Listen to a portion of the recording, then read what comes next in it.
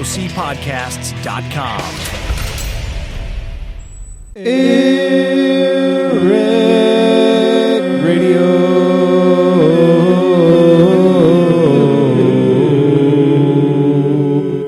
Oh, it's so awful. You're going to love it.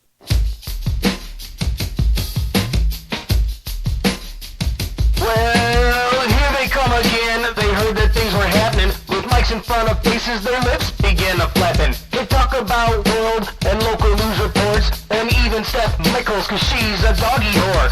Cory says, man, it's a goddamn joke. Corruption is abundant and the POTUS is a hoax. Stacey says, Man, I'd like to act, but Americans are lazier than most, that's fact. so go get a bowl, a spoon, and some cereal, and sit your ass down. It's time for AirWreck Radio.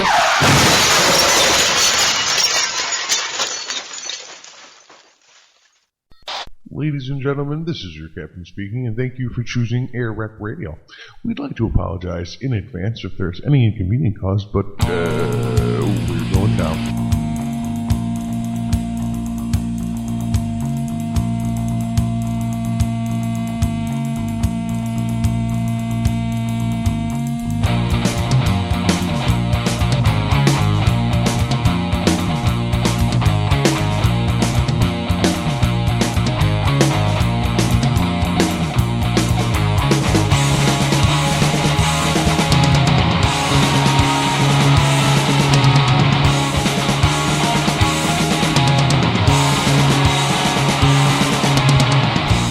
Good evening. Hello.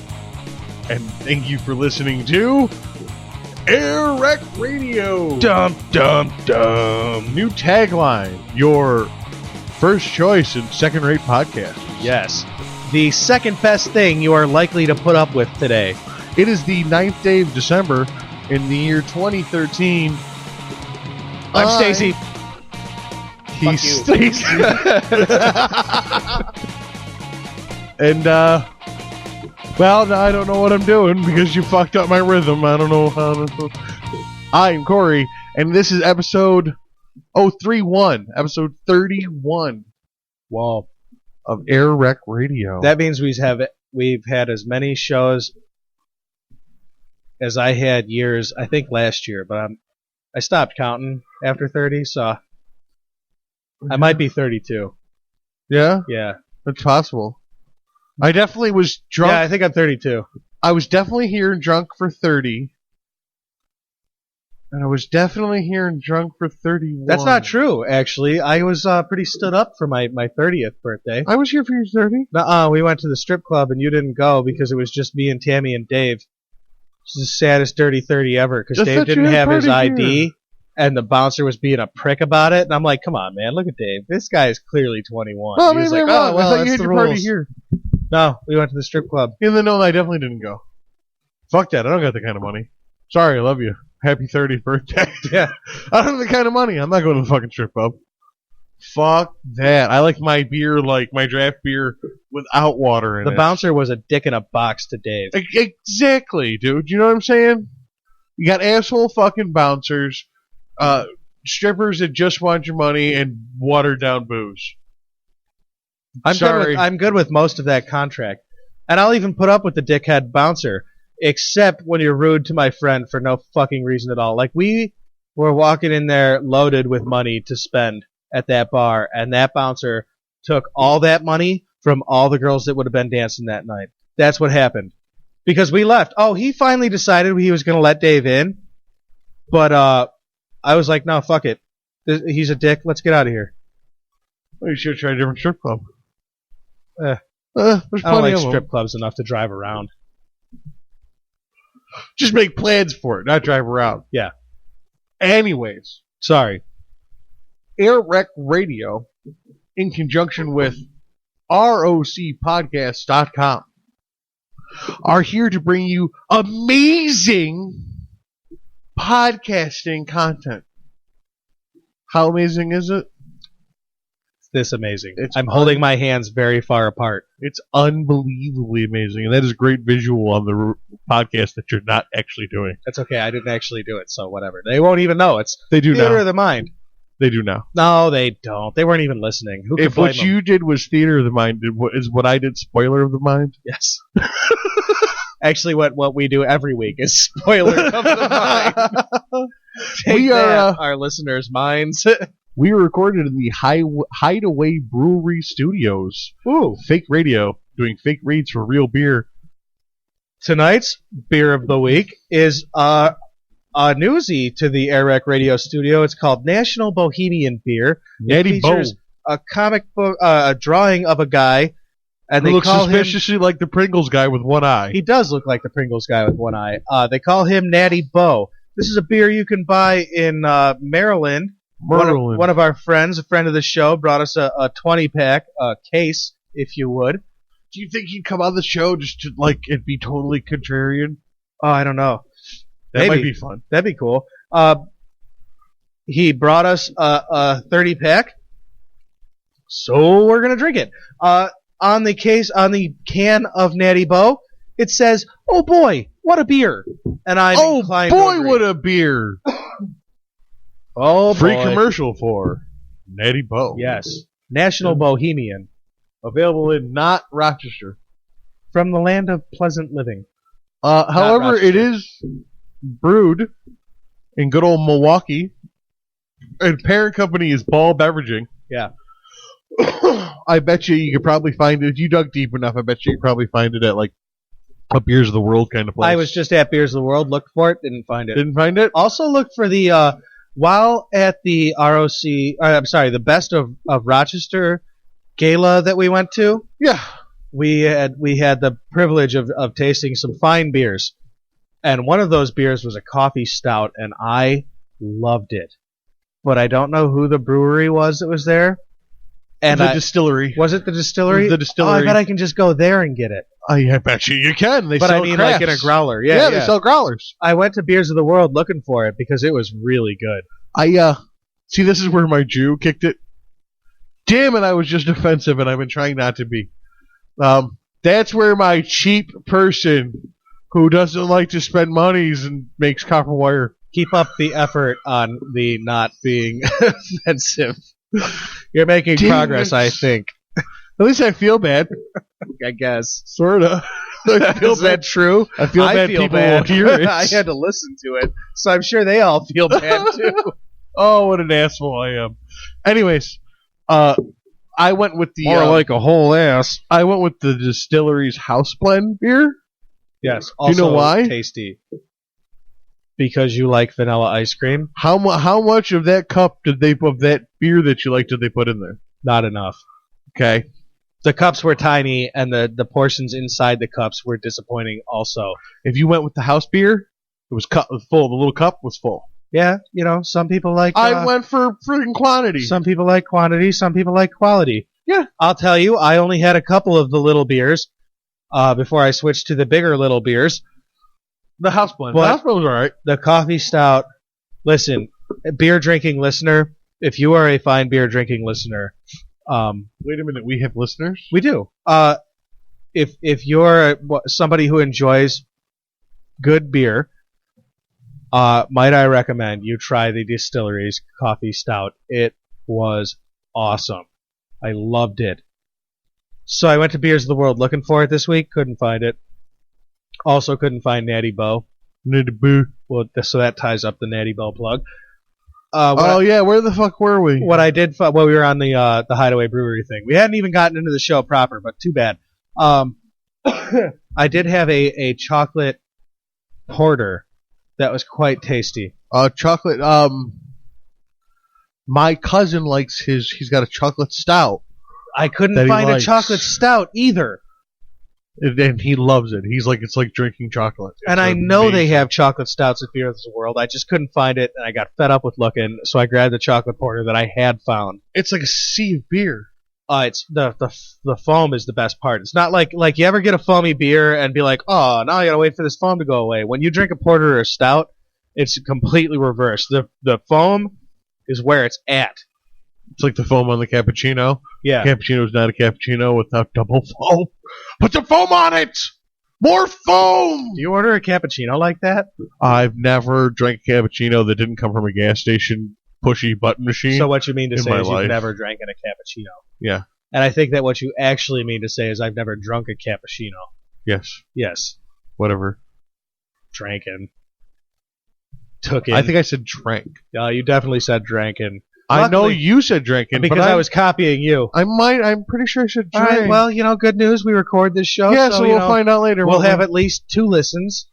And I don't know that drank Because is I'm going to wrong. listen and so are you. Is Drank is not precisely incorrect. Drank in is definitely super wrong. wrong. So if I said it, if I Wrong said as drank fuck. in, I was wrong as fuck. I don't know what the fuck. Goddamn arguing over words. Did you watch any football this weekend? Fuck no. Really? I'm not admitting to any of it.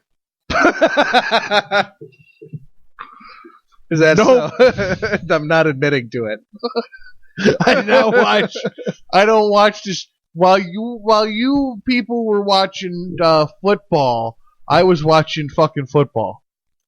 All right. While you were watching the National Football League, I was watching the Premier Soccer League. No, you weren't. Fuck no. You're no Eurofag. I know you. No, my brother does though. So what I'm gonna do is I'm gonna start texting him about soccer things.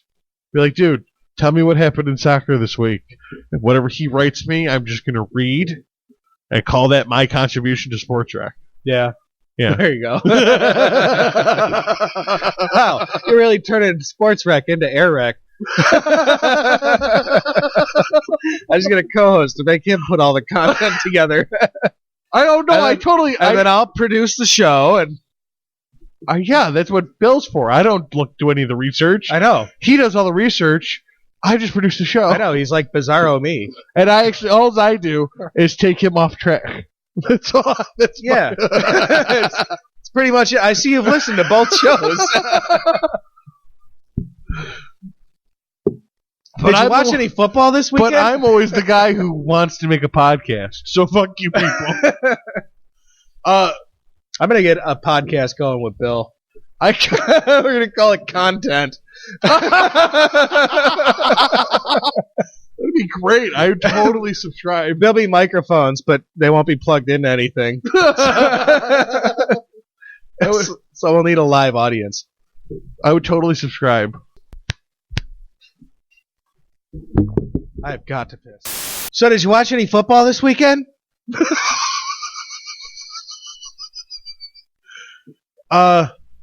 Yes. Which one? What did you what in a short thesis, how did you feel about the football you watched this weekend? Well, so I made sugar cookies for the kids. Yeah. I fucking hate sugar cookies. You know that song? But they're that's just like, so easy to make and entertain children for an hour. you know that song that's like, I sure do like those sugar cookies, sugar. You know that song? I hate that No. song. I hate those fucking cookies. Wow, I do. relax. I just like them. Jesus. I mean, they're so pretty and cool on the tray, you know, but like, I just don't like them. They're just not for me. Okay, relax. They're just easy to make with kids, and he shuts them up for a while. So did you watch any football this weekend? Yeah, well, you know, I might have eat those fucking cookies. had a TV on. The Bills got beat to shit, huh? Well, you know, there might have been a TV on. I didn't watch. I watched one game because I had shit to do in the morning. Wait. So you host a sports show, and Well, you didn't. I only watched the Bills game. Oh, I did not watch the Bills game. I That's only what I was watched trying to the get. Bills game. Will you please tell me what the fuck happened? Because I saw the score. Well, first off, EJ made some pretty rookie mistakes. Well, he's a rookie. All right. And that happens. We had a much better performance from our star wide receiver, Stevie Johnson. Stevie Johnson. Okay. Why do you put it in air quotes like that? Because I don't. Listeners at home, Corey used extensively sarcastic air quotes. Well, I use extensively a sarcastic tone too, so I figured they picked it up. Well, I just wanted to be clear about how. Oh, fair enough. Like that shit was laced with sarcasm. Why do you don't like Stevie Johnson? I think if Stevie Johnson had been a corner or a defensive back, he'd have been an all-star. You know, you're talking over my head now, but I agree about the corner thing. My intuition says if he that had been I on agree the with defensive end of his position, he would have been an interception Oh, yeah. machine. Yeah. That dude wants the ball bad. And he just But as a doesn't... wide receiver, he doesn't have the physicality to come down with the ball and keep the ball. Now, sometimes he had an honestly good catch and somebody strips the ball, or the ball was unfucking catchable. I'm not saying every time he's trash. He's not trash. He deals with a lot of uncatchable balls. But he's you know not what? trash. If you want to be a star receiver, you have to catch those ones. He's very good. I mean, he's a pristine route runner. He runs. He knows. Right, he runs his routes book well. inside and out. Right. Improvise. Improvise. It's his ability.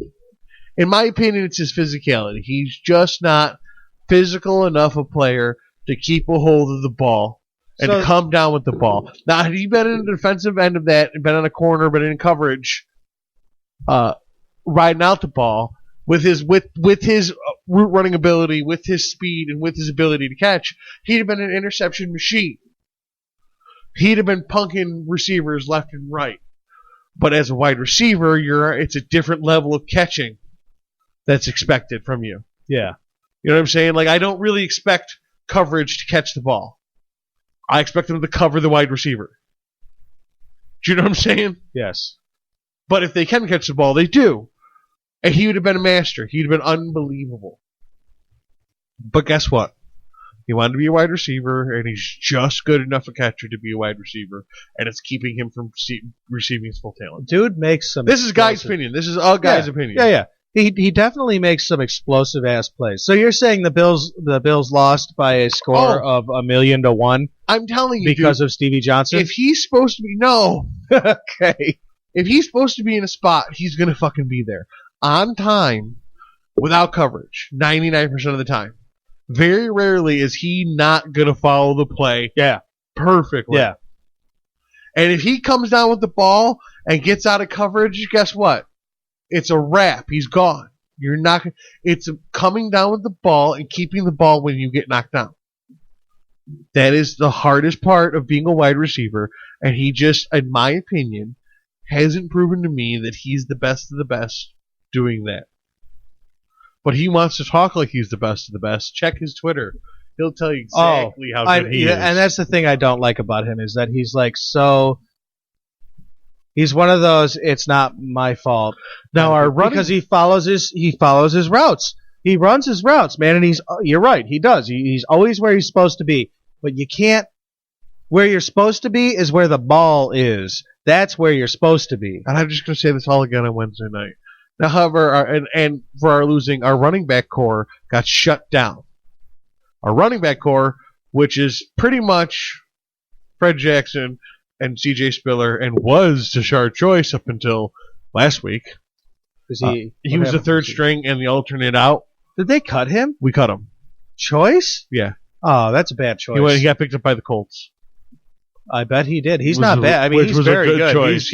He's not. He will be great. Yeah. I mean, he'd be a good fullback. You know what? Good for him. He'd be a good light team that matters.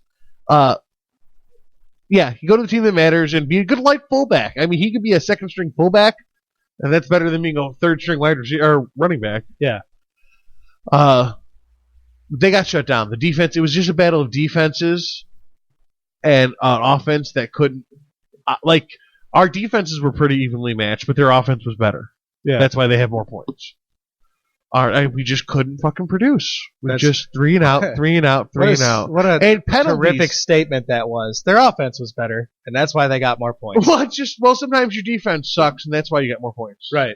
Their defense sucked, and you got more points. You're saying their offense outdid our defense. Our defense was, I would say, I don't know the exact numbers Our defense is not what it was. I haven't done the research yet for the show, but they weren't as explosive as they were earlier in the season. But they're getting tired because they're the only thing we have. And they're on the field the whole time because the offense kept going 3 and out. A defense can't play an entire 60-minute game. Did you watch? I don't want to beat the Bills game into the ground because like it was a terrible game. It was not a fun unless you were a Tampa Bay fan. You weren't watching that game. And even for Tampa Bay, the penalties were ridiculous. 27-6.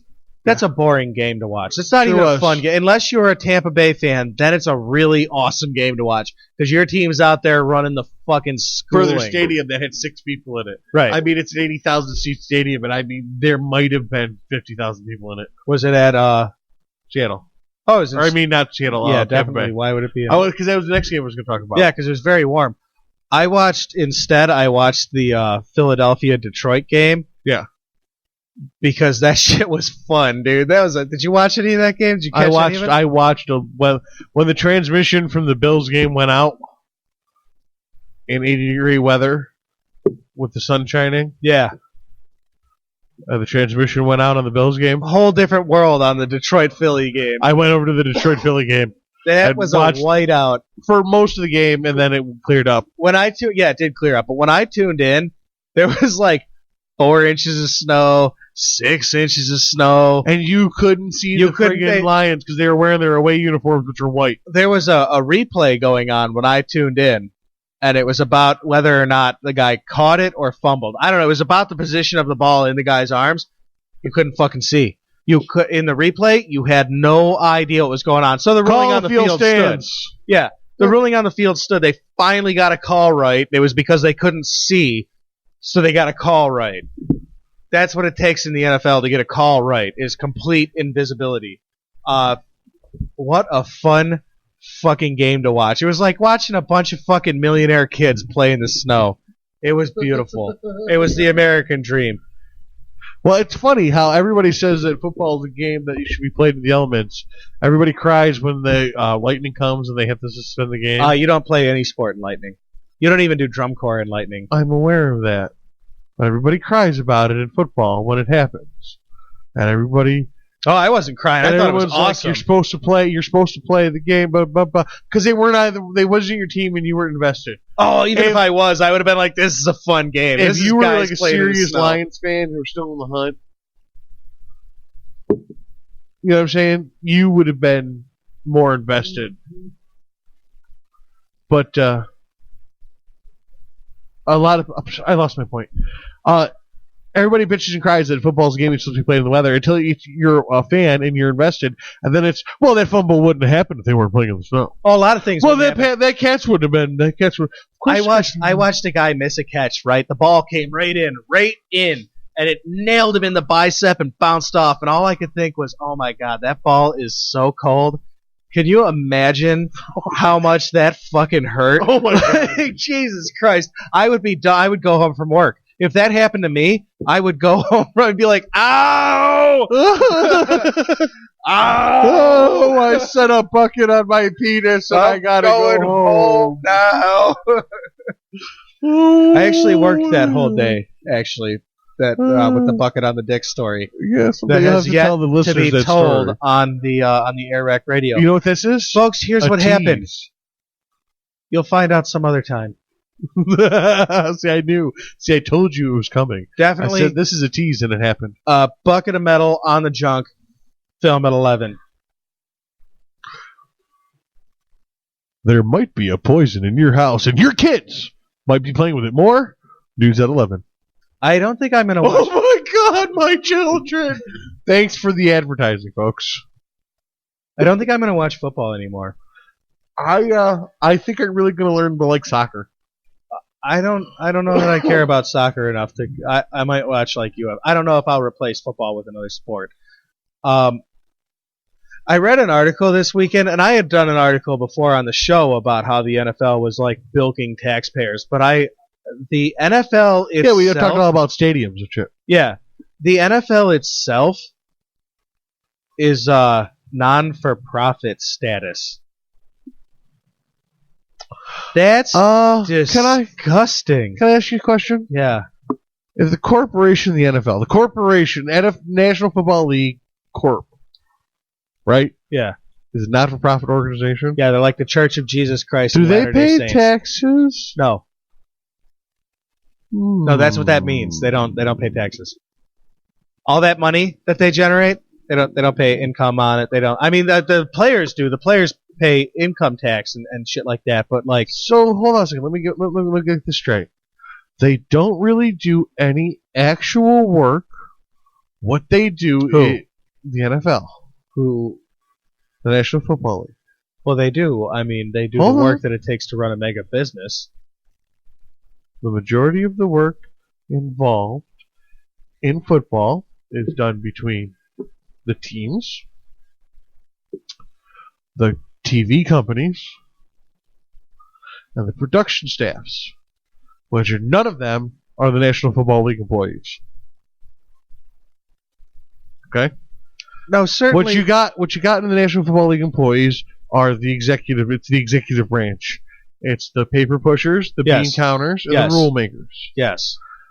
None of the menial stuff is NFL employees, and none of the content is NFL employee. The grips, the studio, the stadium guys, like the security at the stadium, in every stadium, is a third party. The concessions is a third party. The production staff, the directors and the cameramen, Yeah. third parties. Yeah. Merchandising. The teams do the merchandising. Yeah. And the NFL gets cut. That's how that works to be an NFL official NFL brand. The teams also enjoy that status, I believe.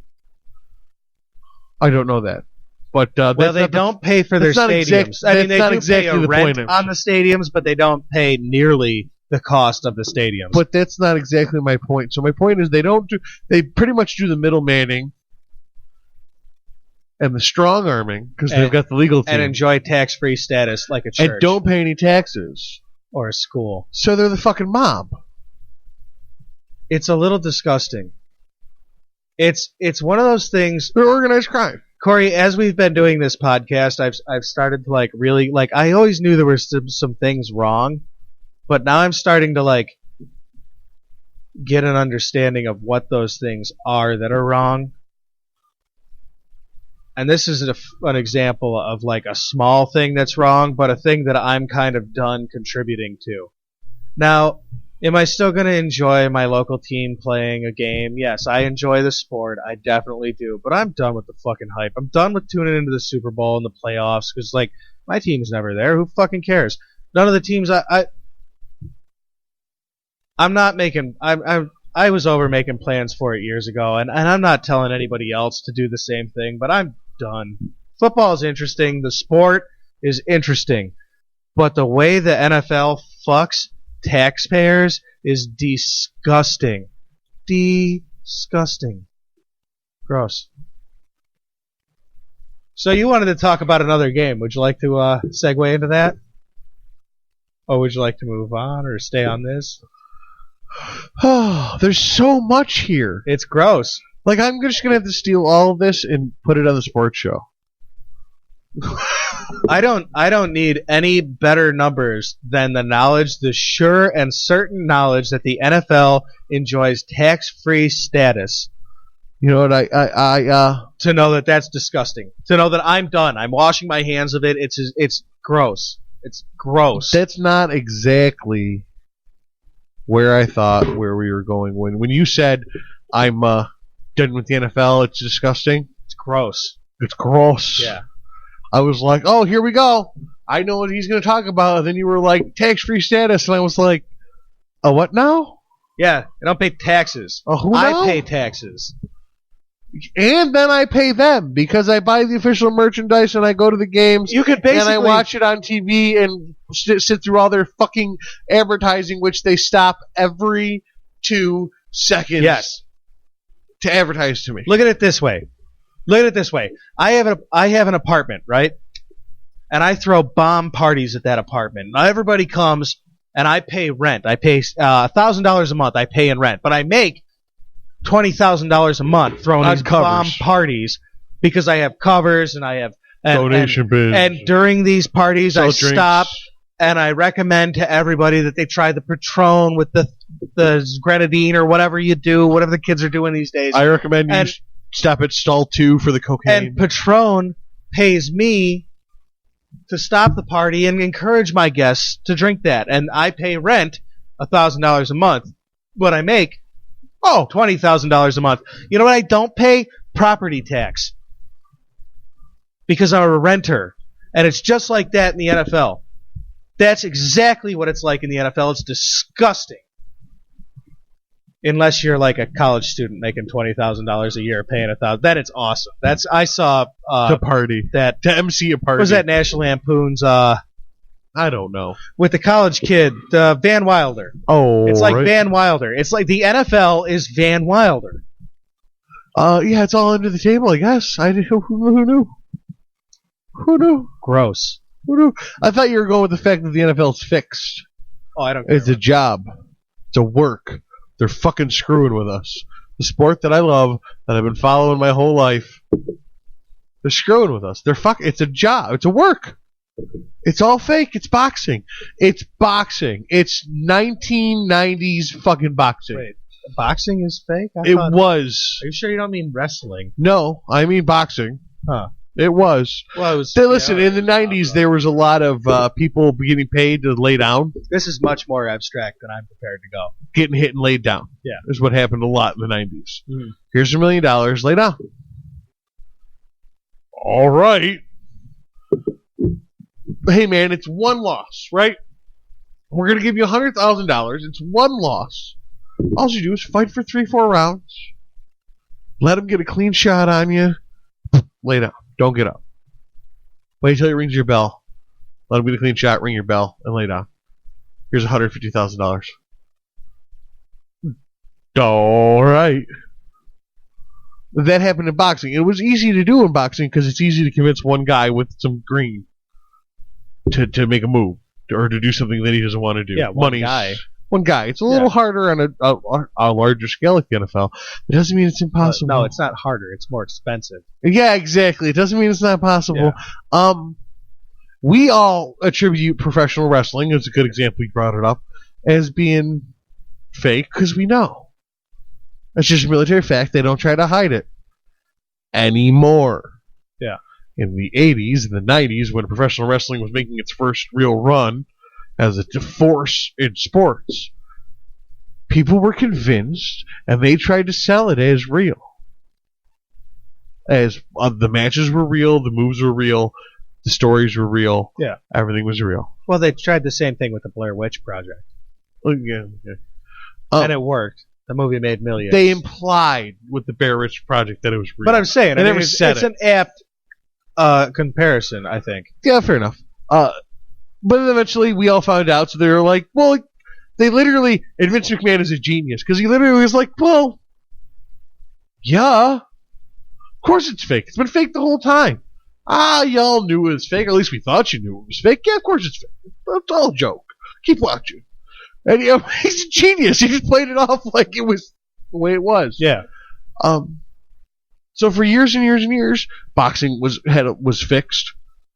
For years and years and years, wrestling was fake, and people thought it was real. I don't think that boxing ever made the money that the NFL makes. No, of course it didn't. Not even Horse comparable for the times. Horse racing. Horse racing makes more money than fucking anything. You know what we're doing is we're making a sports show, right? Like, whatever, it's a free break. We're just we're just rambling. God damn it! I hate you so much. you watched another game, right? Horse races are fixed. No, I passed the NFL. I like that story. Damn it! But my whole point here was the NFL's fixed. I think I might stop watching football because I don't think it's real anymore. Oh, I stopped watching football because I think it's a. You think it's gross? I think it's like backwards fiction. Robin Hood. I literally, dude, okay. And I said this on last week's sports show. It's got a lot of crossover going on. I went with a friend of mine to see the Hunger Games 2 movie. Yeah, how was that? Was it terrifically made and perfectly cast to attract your attention in every way possible? Did you just want to lick the screen because these starving people were so pretty and perfect looking? Yes. Yeah. Yes. Ugh. Yes. Hunger Games. As I said on the last week's show, I kind of got a thing. Nothing against the books. I got nothing against the books. The fucking movies can lick my balls. This week her vag came out. Wait, what? the lead character, Jennifer Lawrence. Yeah. Jennifer Lawrence, who plays the lead character. She shows her pooch in that movie? No. Oh, well, she then I don't care. did a pooch, no panties, upskirt shot. She got paparazzi style. Well, it's time for a break. Hey, everybody. Thanks for joining. But it's football starting to remind me of kind of the Hunger Games. So you're saying the NFL is like Jennifer Perry's Bush? Jennifer Lawrence. I'm sorry. There's another Perry coming up later in the show in headline news. He's creepy. Ooh. Jennifer Lawrence's vag, her meaty puss. Martin Lawrence's sister? I don't know. Joey Lawrence's sister. Well, is she black or white? She's white. Then she's Joey Lawrence's sister, not Martin Lawrence. And she's short, and she's got some perky titties and pouty lips. She's kind of hot. And now you get to see her vag. You know what word I hate? What? Titties. Titties? Yeah. Perky titties? Perky titties. Perky titties. Does not do it for me. Would you like supple breasts? I would. Actually. Would you like firm tatas? I'm done with this topic. But the football is turning into the Hunger Games. It's just designed to distract the masses from the slow enslavement of your mind, body, soul, and money. But it's not just meant to distract you from that. It's also actively engaging in that. Oh, it's disgusting. I really liked football. I really did. I really did. And I'm a little bummed out that I just can't. Like, I'm not some pretentious fuck, dude. Don't get me wrong. If the Bills have an awesome game and I happen to watch it, I'm going to be on here fucking screaming about it. And if next week comes along and I'm talking about football, don't be surprised. It's on. I don't have cable. Football's on. I enjoy the sport. But I hate the reffing. I fucking hate the reffing. And I hate the way the money works. And I'm starting to really get sick of feeding into a system whose money works against me. I'm tired of it. What about Daniel Hardy, Corey? His name was not Daniel Hardy. Well, I wrote it down that way. I know. Well, but I was wrong. Did you watch any other games this week, Corey? No, I didn't. I watched one game. Well, what the fuck? I'm trying to. And I gave you at least half of the information that I have on that one game, but it was getting too deep. What about this one guy that show. said a funny thing? His name was Greg Hardy. Oh, well, you said Daniel. I know. I had it in my head wrong. We change it in my notes. Before it's too late. You know when they introduced the football players in the beginning of the game, they're like, okay, your offensive line. You sure? And then they flash the graphics. Yes. That say, Tim Duncan, University of Florida. Yeah. Bob Stevens, Ohio State. This guy is the Kraken, Hogwarts. Which guy? Greg Hardy. So, introduced himself for that introduction as they the say, Kraken. Josh Hardy. I'm sorry, I can't use his same last name. Greg Hardy. No. Josh Smith, Ohio State. Oh, yeah. Bill Watts, University of Florida. The Kraken, Hogwarts. It's great. Angela Shaw, University of Monroe College, maybe. He's also... I can't find the goddamn thing anymore. He's also been known for other wonderful nicknames. Like, here it is. Chris the Loch Ness Monster Johnson. The Minotaur. Star the Hydra. Dwayne the Phoenix Edwards. Wow, this guy really likes his mythologies. This dude's just a giant dork. He's just a magic, World of Warcraft, Minecraft. He's just a RPG dork. Is all this guy is. I am the Phoenix. Raise the power of my favorite animal. Ish, whatever is the liger. Yeah. Does he pick his own names, or does it say? What you're poking at there? Does it say? What do you mean by pick his own names? Like the nicknames that he has that I just listed off? Yeah, he picks his own nicknames. Apparently, there's a theme on the team. So nobody else calls him the Hippogriff. Well, no, apparently there's a theme on the team where a bunch of these guys have these names like the Kraken, and they're the Monsters, the MOSTRZs. Oh, that's very ethnic. Yeah, they're the Monsters. All right. Remember that thing that you did earlier? Folks, I think that that the first break here has really taken an NFL. I really, yeah, go do it. really Whatever, have fine. to I'll pee. take us out to break. Take us to break. Yeah. So this first break had a lot to do with football, and I don't think that it actually meant to have a lot to do with football. I had some other things to talk about, but it looks like we're not going to talk about them. One thing I will tell the listener, don't put iTunes on your PC unless you're capable of removing a bunch of loadware that comes with it. We've been beating the war drum and telling you guys to go to iTunes and leave feedback for us and all the other podcasts on ROC Podcasts that you listen to. You can find them all on iTunes. Most podcasts are there. It's a terrific podcast service. It's a terrific music service. iTunes is great. However, when you download it to your PC, you also get 5 or 6 other bullshit loadware programs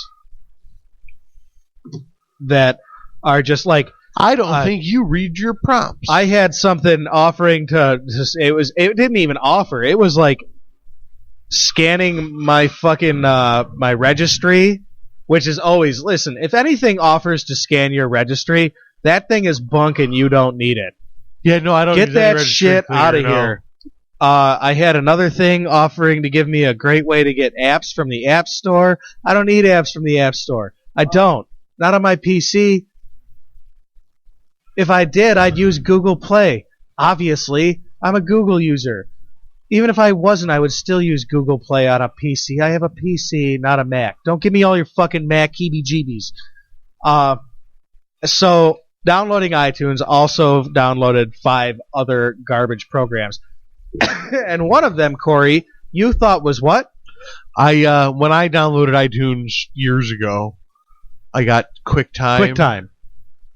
And QuickTime. They might have suggested Safari. I don't think you read your prompts because most I did. legitimate software companies, and I would think Well, you Apple would think, but unfortunately, their founder give you died. the option to custom install, opt out of these install packages. I'm not going to sit here and lie and say that I was 100% focused on my iTunes update, but I am going to tell you that I do know how to read my prompt screens while driving a car in Grand Theft Auto 5. Mm-hmm. For real, that's what I was doing. I was not driving a real car. It was a fake car in a fake world. I have total confidence that you read your prompt screens totally Anyway. perfectly. When it said, do you also want to download these great software? Well, that's, you know what? But here's the thing. I was getting a Apple's best app, and they were giving me a bunch of bulkware. One way or the other, the long and the short of it is, Apple's best app comes with a bunch of fucking bulkware, and that's bullshit. And then I can't argue with you because I don't know that it's substantiated. I haven't seen it myself. And then I open iTunes after I get rid of all the fucking bulkware, after I'm sick of my computer having a fucking stroke over all the new system scanners that iTunes wants me to use. I open iTunes, and iTunes has the audacity to tell me, hey, I noticed you got iTunes. If you want to watch movies here, you'll have to download QuickTime. Yeah. Well, it downloaded 5 bullshit apps, and none of them was QuickTime. I did not download QuickTime. End of story. End of first break. Corey, give us some sweet-ass break music. Fucking kiss my ass! Oh, you're so close. Kiss my ass! Oh, I was going to avoid the rebuttal altogether. We can't sit here on a podcast and fucking trash iTunes, the number one way to listen to a podcast. That's not There true. is. I disagree. I think the number one way to listen to a podcast is to go to rocpodcast.com and listen to any of the number one podcasts there. You know what? I want to be fucking mad at you because iTunes is the best source to get all your podcasts, but with a fucking segue and a plug like that, I Can't fucking do it. I'm getting to be a professional, dog. Say goodbye. Goodbye. Don't touch that dial.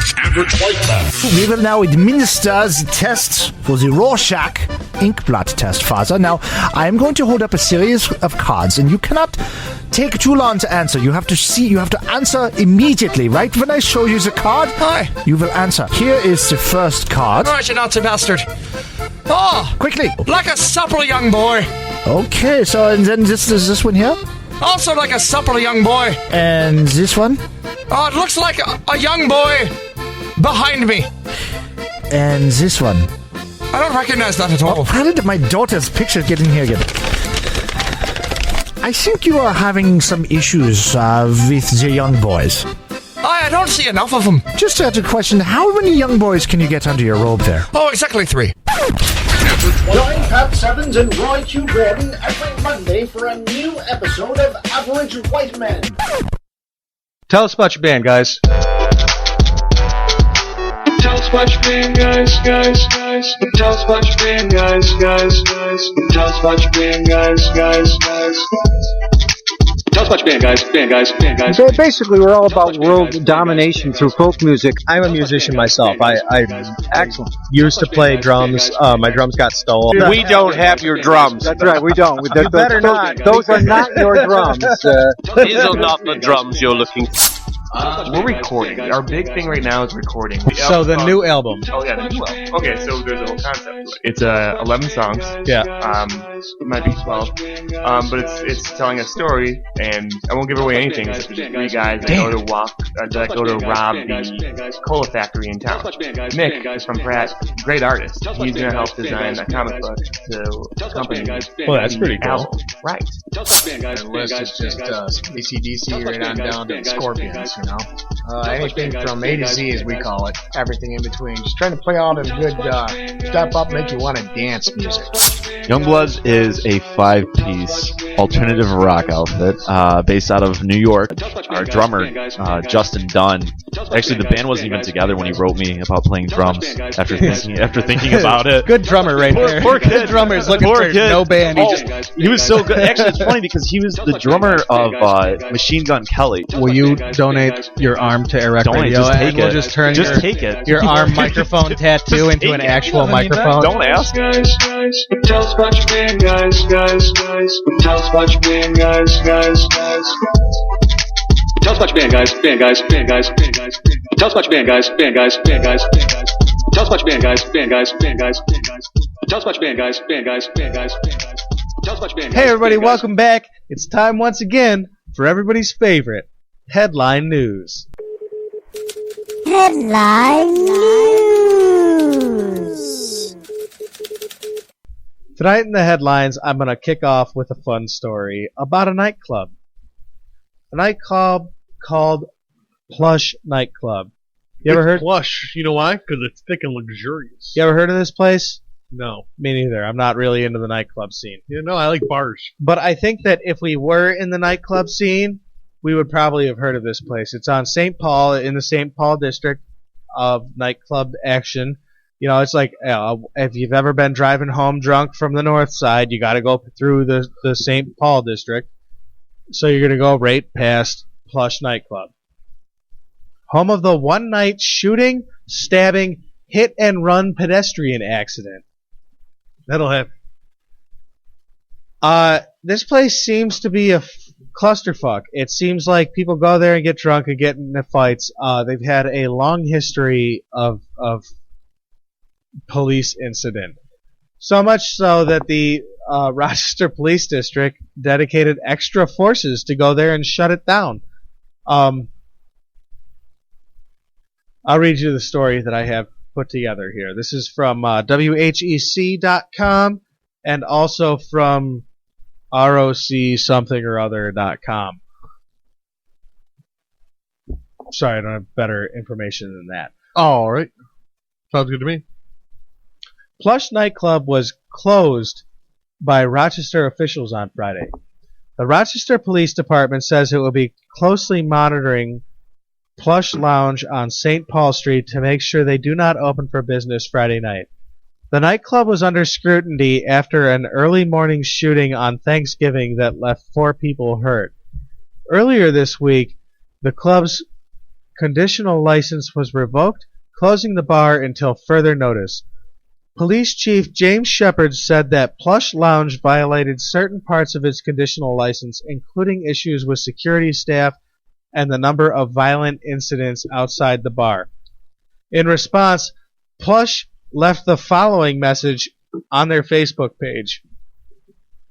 All right. Now, folks with sensitive sensibilities, I have to point out that the rest of this is from a different website whose name I do not have, and about halfway through, and I'll let you know when, this statement from Plush turns to all caps. Okay. Say that again. I'm going to read the announcement that Plush made on their Facebook Exactly page. as it's written. Exactly as it's written. All right. Public service announcement! Due to the current unfortunate events that have taken place... That's your caps lock voice. That's my caps lock voice.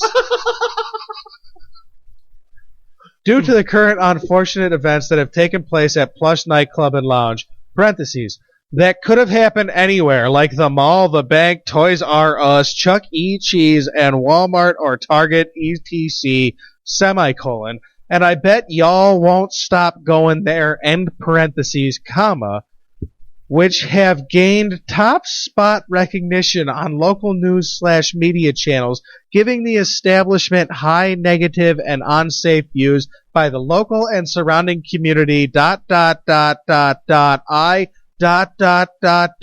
behalf of the team I work with and people I party with, like to let everyone know, that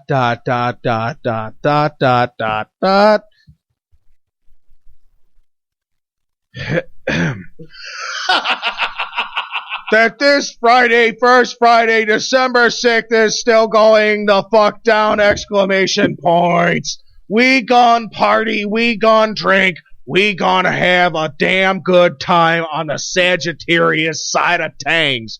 On the official Sagittarius bash, Swagitarius, stand up, don't keep calm, party up, exclamation points. See you at the Friday Plush. Was the official response on the Plush Facebook side of things. Clearly, these people represent a rational business. They run a very respectable, real business, and they really care about the community around them. Well, what part were you not reading? That I turned off. When I talked about 4 words into that, I stopped understanding what you were saying. My brain just went click. That's perfectly understandable. I suffered through reading the whole thing, and I can't remember any of it either. I don't know what he said. He said they're going to party Friday. I remember the cops are there or not. Swagitarius. I remember that. Yeah, Swagitarius is pretty clever. But that's the name of our new podcast. Swagitarius. So their shit got shut down because it was too rowdy, and the official response was too rowdy. Good for you. You couldn't understand what they were talking about. Their response was so rowdy. Like, I'm down with partying, dude. I am down with partying. If you got shut down on Friday night for being so rowdy that the neighbors complained, the cops had to come shut you down. It's a nightclub. The neighbors complain a lot. It's a nightclub. People get shot, stabbed, and run over. If you have to get shut down because the party got out of control, the next weekend you're just going to go out of control again with people who are packed into the club that got shut down because the nightclub was so out of control they shut it down like a house party. On behalf of the team I work with and the party people, I would like to let everyone know. By the team I work with, would that mean, and I quote, my niggas? Is that what that would be? I don't know. These are my niggas? I don't know. No. But the rest of this statement, and I'd like to say that this statement, if you find Plush on Twitter, you'll find a link to this statement that doesn't work anymore because their Facebook is shut down. somebody done realized that somebody done screwed up. This was a mistake. You can't be... You dumbasses. You fucking morons. Let this be proof positive that anything you put down on the internet is forever. Even if nobody managed to screen cap or save that post, even if nobody managed to secure a direct copy of that post, guess what just happened? We just talked about it, and guess where our shit is? All over the fucking internet. All over the place. You know where it is? iTunes, Stitcher, RLCpodcast.com. Good middle of the early news plug. Throw it in there, you know? It's a little out of place, but whatever. Fucking came up. So that's Plush Lounge. Seems like a great place, full of nice individuals. Yeah, I'm happy for them. Responsible business people. Making them dollars, man. Making them dollar bills. Not anymore. They're closed as fuck. You know why? Because that this Friday, first Friday, December 6th, still going the fuck down. We gun party, we gun drink, we gun have a damn good time on the Sagittarius side of things. What the fuck does that mean? No. On the Sagittarius side of things, the official Sagittarius bash, Swagatarius, stand up, don't keep calm, party up. Is this one of those crunk things all the kids are doing in 2004 and I just don't get? I think this is gang speak for smoke meth. They're smoking the meth? Do you smoke the meth? I don't know. Yes, you smoke meth. Yeah? Really? You can also snort it, and I'm sure people shoot it. I thought it was like a pill that you crushed up and snorted. No. You're supposing that it's like made by a company. No. Ever. I just don't know anything about it. No, it's a bathtub drug that you make out of nothing but chemicals. Into what? It becomes crystals. Chunks of crystals. Like, you ever done the... Oh, so it's like a rock. Yeah. You ever done the sugar crystals on the string thing? No. You put... Not successfully. No. You know what I'm talking about? I know what you're talking about. Never seen it work. No? Mm-mm. You've never done that? I'm a terrible chemist. Apparently. I'm much better at physics than I am at chemistry. But that's exactly what it looks like. It's crystal. It's a rock hard thing that they break up. And it's mostly smoke. Sometimes it's snort. They snort it, but apparently it hurts a lot when you snort it. Sounds like sharp. It would. Yeah, it's all sharp and stuff. And I guess people would shoot it since it's the natural progression of things, but I've never actually known or heard of anybody actually doing that. Just saying. What would you, like, burn it in a spoon like heroin? I would imagine you'd probably put a little bit of water. Just like heroin. Does that burn when it goes in? Heroin? Yeah. No, it's cold. Do you know this firsthand? No, not firsthand. You said it like you knew it firsthand. Bravo to you. Second person. I watched it happen. Really? Several times. Gross. Yeah, I've known some heroin addicts. Huh. You're not supposed to tell people about that. That happens. You know people. I don't, actually. Yeah, I've never, I've known some meth heads, but I've only ever seen them smoke it. A judge Thursday sentenced a man who fondled children's feet at 2 libraries to 21 years in prison. What? Yeah. This guy, here's our creeper story here. Citing his lengthy criminal record, which included an attempted murder conviction, Monroe County Court Judge Victoria Argento sentenced Anthony Perry, 51, to a consecutive 7-year sentence for each of his 3 victims. So he will do 21 years, consecutive 7-year sentences. I'd like to point out that a lot of our creepy guys are named Tony, followed by a consonant. Are we sending this in to Shoot to Thrill? Remember Tony V? Tony V! Remember him? Yes, Anthony Bulow. Yeah. Tony V. I don't remember what he did. Oh, he was beaten off in Seabreeze Park, right? Yes, he sure was. Well, Tony P. Oh, poor Tony V. Tony Perry was fondling little girl feet in libraries. Wow, you need to send this to Shoot to Thrill. Oh, I'm sure they have it. This is a major story right now. do it anyways. Just make sure they have it. Yeah, whatever. All right. Yeah, you're Act right. like you're right. contributing. You know what I'm saying? Yeah. Yeah, I'm going to act like I'm contributing right now. Citing his lengthy criminal record, which included an attempted murder conviction, Monroe County Judge Victoria Argento sentenced Anthony Perry to 3 consecutive 7-year sentences. A jury in October convicted Perry of 3 counts of first-degree sexual abuse, a felony, and 3 counts of endangering the welfare of a child, a misdemeanor. A misdemeanor. A Mr. Femur? A misdemeanor. You missed her in the femur? What, you got her in the cooch?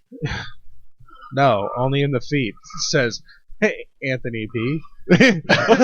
Anthony P. I only like their little. I like when they sweat a little bit in their socks, and their socks stink just a little bit. So does he. That's what I'm doing him. That's what I like. And then they wiggle their little footsies back and forth. This is super creepy radio. Perry removed the shoes of 3 young girls at Penfield and Pittsford libraries. He fondled and smelled their feet. I'd like to point out that these... They nailed it! Yeah. These could have been your little girls, dude. Like, I know, you're a Pittsford resident, aren't you? But I'm not going to be fucking upset because I'm not doing I know podcast. I know that. I don't on. care. I'm just asking a question. You're in Pittsford, right? Yeah, that's sort of. Well, I know. Our mailing address is Pittsford. I'm in Rush, sort of. We both live in Henrietta. Yeah, exactly. Assistant District Attorney William Gargan urged the judge to sentence Perry to 21 years. Quote, his experience outside incarceration has been one marked by criminal behavior, end quote, Greg Gargan said. I'm sorry for misreading that name so bad. Gargan is onto something here. When people can't do no good outside of jail, why are they outside of jail? Assistant Public Defender Julie Hooley? Siankra. I'm not even going to try. The Assistant Public Defender argued for a lesser sentence, saying that to liken Perry's acts to sex abuse against children, quote, trivializes those who actually have been sexually abused, end quote. Now, I understand that it's the defense's job to say things that might not actually be true. But to say things that actively try to desensitize us to what sexual privitation is. Alright, dude. Listen. Is this guy a fucking creep? Abso-fucking-lutely. Yes. Should he be thrown in the clink because he's no good to fucking anybody, anywhere? Yes. Yes. Yes. If you caught a beat down from a parent or a guard who happened to have kids, perfectly welcome. Would I shed a fucking tear? Mm-mm. No. I make jokes because that's what I'm doing to be trying, you know. Yeah. As far as being the same thing as a guy who, you know, actually touched the genitalia or inserted his penis into the genitalia of somebody under the age of 13, which is usually the legal cutoff there. Like, that's the age group, 0 to 13. It's funny how that works. Are you defining sexual acts as something that includes genitalia? No, not sexual acts. I'm saying there's different levels of sexual acts. Making out with a girl is a sexual act. Putting your hand on her boob is a sexual act. That's a step higher. I'm saying that repetitively putting yourself in inappropriate physical contact with little girls at a library is a gross sexual act. I want to preface this with the fact that if he got beat to death in prison, I wouldn't fucking shed a tear. What if he hung himself? You'd be like, he didn't hang himself. I would assume that he got beat to death, and I'd be like, okay, that's good for him. Just like it was good for fucking Castro. Good for him. Who did hang himself accidentally because he's a fucking idiot. Whatever. You can have your opinion, and I can have mine. It's true. Either way, he's dead. And the world is a better place. The world's better for the air that won't be used. You know what I'm saying? I hope somewhere a coroner is currently cutting a headstone that nobody cares about that says Anthony Perry. We're going to get Masons that are going to Ooh, we need to reach out to the Masons. We're going to get actual masonry workers. They're going to get mad at us because coroners cut open dead bodies, not carved stones. I'm curious to not get distracted from this point. What are you saying about this guy and being a sex criminal? It's not the same. The defense attorney's right. It's not the same thing as somebody who actually commits a higher level of offense. If it were my daughter, I'd be inclined to disagree with you. And if you beat him to death, I'd help you bury his body. I don't know that beating him to death would be a appropriate treatment. But if you beat him to death, I'd help you bury his body. You know what I'm saying? If you put him in the hospital, I'd lie to the cops. Well, that's because you're my boy. But what if you were somebody else in the library? If it were fucking Dick Stevens at the library, saw this dude, caught him on the way out the door, beat him to death with his bare hands in the parking lot in front of small children. Why did he have to... I'd send, personally, if I had the power, I'd send Dick Stevens home, and I'd send fucking creepy foot sniffer guy to a hole in the ground, and I'd go home and sleep. Are you saying that the law shouldn't treat it with the same prejudice as you do as just a fellow person? No, in order to fill up some airtime, I said that I was arguing the literal words of the defense attorney were correct. All right, so it's not the same thing. How should he be treated the same way? Yeah, I think she's wrong. Should he be treated the same way, even though it isn't? Yeah, absolutely. Once you've reached a zero use to civilization, it doesn't matter anymore. Here's why I think she's wrong. I think that when she says that to liken Perry's acts to sex abuse against children, quote, trivializes those who actually have been sexually abused, end quote, ignores the fact that this guy was rubbing his cock on their feet. Where did it say cock on feet? Where did it say genitalia on footsies? I think it was face. I think he was just doing sniffs. Yes, different levels of things. I don't see the difference. I do. Okay. Again, bro, get the fuck away from my daughter is how the law should proceed. I want to make the point that once you've reached a certain apex of the situation, it doesn't matter anymore. Okay? And it's at sniffing feet, you've reached this apex. Doesn't matter anymore. I do not have court transcripts, but I do have... This thing is no longer value to society as of the first... Oh, good. This guy is nothing good to society. And if he got stomped out, it'd be all the better. Never mind the secondary fact to this, that this guy has a long criminal history, including an attempted murder. He's 51. Isn't it time we sent him away? 21 years, he'll be 72 when he gets out, and he's due for 10 more years of... Depends what side of the fence you're on. I'm on the side that says... Are you on the rehabilitation side? No. Are you on the incarceration side? Are you on the extermination side? That one, mostly. They say the... 21 years is life. Evolutionary, it would make sense. Eliminate the weak before they breed. The broken, the damaged. Yeah. Exterminate the weak. The assistant public defender goes on to say, this isn't the type of behavior that deserves 21 years in prison. Comparable to taking a life, she said. We're sentencing him for being mentally ill, she said. At that remark, Perry, her client, spoke up. Please don't say I'm mentally ill.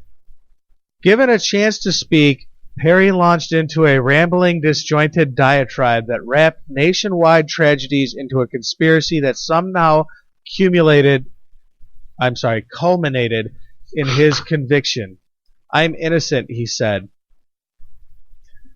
Argento said that Perry's past record, coupled with crimes at the libraries, justified the sentence.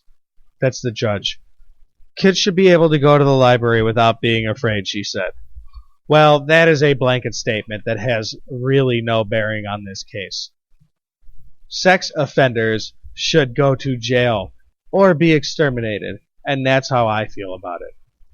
And I'm not talking about 18-year-olds going out with 16-year-olds. I'm talking about 51-year-old men groping at the feet of my daughter at a library. Beat him to curb stomp him. I'm saying protected by the law. Curb stomp him. Yeah. Curb stomp him to death. Absolutely wretched behavior. And if I see him smelling the feet of your daughter, I'm going to curb stomp him for you. I say 21 years, appropriate sentence. I say no. I say put him to death. Well, I say, and quickly, by lethal injection, let's keep this cheap. In a perfect world, a bullet is much cheaper. What? But no, I can see where lethal injection's a good place. It's like it makes you feel. It makes not the criminal, fuck the criminal. It makes the population, the populace, feel like it's a medical thing. I'm for feel death like penalty. It's a surgical, medical euthanasia kind of thing. I am for death penalty. I am not for bullshit. I'm not for the firing squad. I am definitely for a bullet is a bullet's cheaper, but the way they do firing squads is actually way more expensive than a bullet because they take 6 guys with 6 guns. Only one of them has a live round, and they don't know which one does. They all shoot to hit their mark. They all pull the trigger at the same time, and not one of them knows which one's killed the other. I'm okay with that, but I'd also be okay with getting some soulless, heartless fuck. Or some hopeful, heartful hero who's just willing to put to death criminals in a perfect world where we know the criminals are guilty. So I don't know that necessarily with 21 years I think he should be dead. I was just literally... 21 years is as good as dead for this guy. I was literally just arguing semantics to hopefully content. AirWreckRadio will still be around in 21 years and we'll be able to do a follow-up on this story. But even more hopefully, he'll be dead in 3 weeks and we'll be covering him just like we covered Ariel Castro. The actual thought of doing this for 21 years just occurred to me. Yeah. Is that because you have to pee again? No. Are you sure? Yes. Okay. It's because I know we've done the bit and all that, but the actual thought of doing this for 21 years just occurred to me. And my God, is it frightening. I don't know that I want to do this for 21 years. 19. I don't know that our listeners want to listen for 21 years, so good luck. Good luck. Or good news, rather. Who knows? Who knows what the future holds? It holds the future. Yeah, sure. It holds events that will happen, I'll tell you that much. Ladies and gentlemen, I'm experiencing technical difficulties. Please What hang kind in of there. technical difficulties are you experiencing? I need to reload my news pages because I had shut my computer off between here and there. Well, if you need to reload your newspapers, I'm going to steal the news mic. CNN.com. Spies with surveillance agencies in the United States and United Kingdom may have spent time undercover as orcs and blood elves. I'm sorry. As what? Orcs? Orcs. Orcs. As in Tolkien orcs? ORCS. Orcs. And blood elves. Elves. I'm good with that. Orcs, Elves, however. Orcs and blood elves. Infiltrating video games like World of Warcraft. I've never played. In a hunt for terrorists who are hiding in plain sight. I'm sorry, excuse me? Are you telling me that our government is paying people to play World of Warcraft in the hopes of finding terrorists in our midst? Apparently, as elves and orcs? That is the findings of the most recent round of documents released by National Security Agency leaker Edward Snowden. Can I get him on a t-shirt? To British newspaper The Guardian. I'm good with this so far. I'm alright. I think that's good surveillance. I mean that. Agents from the CIA, FBI, NSA, CBC, NBC, ABC, CBS, and DIY, Pentagon, as well as England's government's NFL communications headquarters, infiltrated WoW, W-O-W, World of Warcraft, and Virtual World. It's not called WoW. Second Life.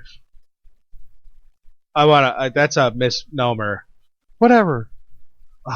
Who cares? I cares. And so do all the other World of Warcraft as well as collecting the information on the Xbox Live gaming network. Oh, did I mention I'm getting a PS4? According to the documents. A 2008 NSA memo called Online Gaming a target-rich communications network It sure is. Where terrorists could communicate in plain sight. They sure can. They really, I mean, it really, that is true. I really, I never thought about it. No, I read did. this. I definitely did. Back 20 shows ago when we were talking about PS4 versus Xbox One, I totally thought of this. Unfortunately, so many agents were engaged in playing video games for our national security. Oh, Christ. The Deconfliction Group was created to make sure that government agents weren't accidentally spying on each other.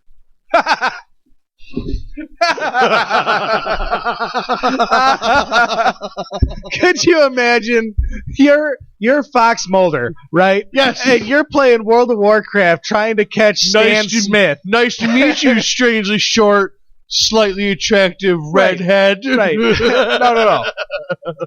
So you're Fox Mulder, and in your chat group is Agent Stan Smith from American Dad, works for the CIA, right? Yeah, and Fox Mulder, you're FBI. on the X-Files, FBI style. Yeah, and you guys bust each other because you're fucking morons. This must have happened so often. I bet it happened that they enough. had to create a department in order to keep the characters straight. It's like when you see in movies where like the CIA and the FBI are both following a drug cartel but with different agendas. Like the FBI wants to catch that drug syndicate, but the CIA is on the trail of the guns they're using. Have you ever played a Blizzard video game?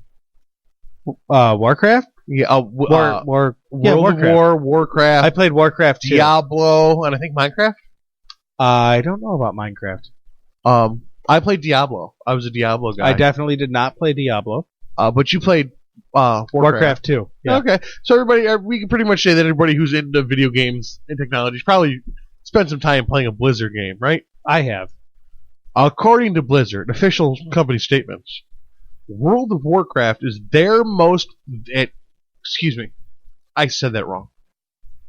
World of Warcraft is the most popular online role-playing game of all time. Oh, that's true as fuck until Skyrim Online comes out. It has peaked so far at about 20 million subscribers in 2010. Wow. That is... It currently operates at about 7 million. That's 1/24 of the... 20 million is 1/24 of the U.S. population. So 1 in 24 people in the U.S., if only the U.S. played that game, would play that game. It is currently unclear whether the agencies had surveillance capabilities within the massively multiplayer games that normal players would not. As they don't know if they had any more access than you did, as opposed to just trying to buddy up to terrorists. Well, it's certainly known that they had at least access to be like, I think this person is worth investigating. Can you give me their information? But that might, what they're saying is we don't know that they had any more information than that to go on, other than maybe they just create a character, go in and start interacting with people, you say loaded things to loaded people, and you know what I mean? If you're looking for something, all right, you'll find it. Let me put this in context. The other day I was playing GTA Online, right? Mm-hmm. And I was driving along. Oh my god, another Grand Theft Auto. Yeah, it's another Grand Theft Auto thing. But it's an online game now, so it's topical. So I'm driving along, right? And I'm in a room full of people, but one of my buddies is in the room with me, and he's the person I'm talking to. But all the other people in the room can hear me talking. And I crashed in a fiery inferno, and I said I feel like Paul Walker. Whoops.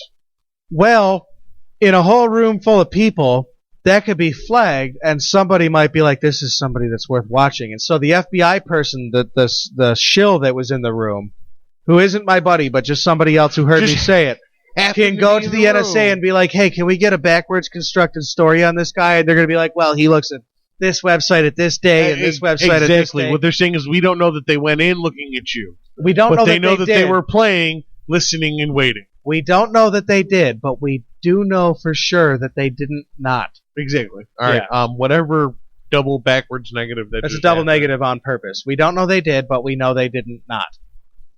According to Blizzard, if it was, it would have been done without our knowledge or permission. Well, they don't need the permission of a private British corporation. They can spy on a private British... not for them to sign up as royalty. a user and play the game as a regular user, but if they hacked into any information in their servers, they did it illegally. They were spying on the German Prime Minister's cell phone. They can certainly get past Blizzard security. On Friday, Microsoft. Microsoft. Who's that? Who is that? I've never heard of that. I don't know. Announced that it was strengthening its encryption process across all of its services in an effort to push back against government snooping. Oh, thank God. The private industries are finally stepping up against the government, I guess. To wield the power that they have. I'm not sure how I feel about that. That's weird because I'm pretty sure that private industry is for sale. I mean, I'm pretty sure that politicians are for sale to private industry, so I'm confused.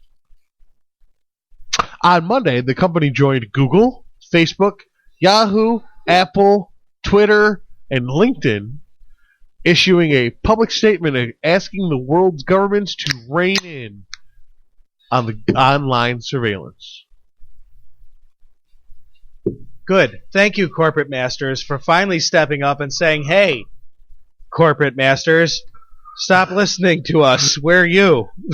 And you're not helping your own business. Yeah, business is bad, fuckers. You made it too public. They did. They made it too public, and now I expect there's some level of backlash. Here's a good point. A rise in popularity for search engines like DuckDuckGoose, which doesn't track what you search. It's anonymous. Pretty interesting. Isn't it? That's all right. DuckDuckGoose.com. Also interesting information. While acknowledging the scope and popularity of online gaming, some security experts were questioning on Monday whether spying on digital playgrounds is wise or effective because of the sheer amount of information processed and passed. You could never, what they're saying is that you could never even spy on the 10% that it takes to take a decent cross-section of a population. Yeah, I mean, you're spying on 1% of the online population. The online population Which is not a decent cross-section. I don't know. I don't know that I agree with that. 1% of any population is not a good cross-section. Yeah, but the online population is a good population to target.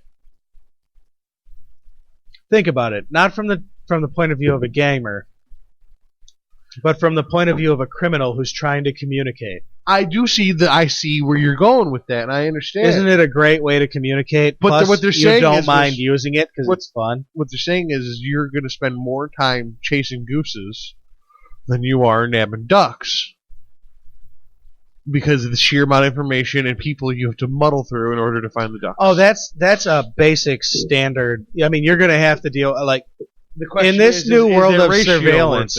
Is the duck ratio, goose ratio worth it? And that's a question more for the entire surveillance scandal than it is just for the online gaming surveillance.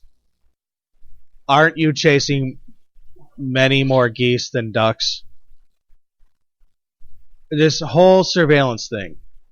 You're surveilling entire populations. Yes. To catch tiny percentages. Yes. Or disrupt the plans of slightly less tiny percentages. Very slightly.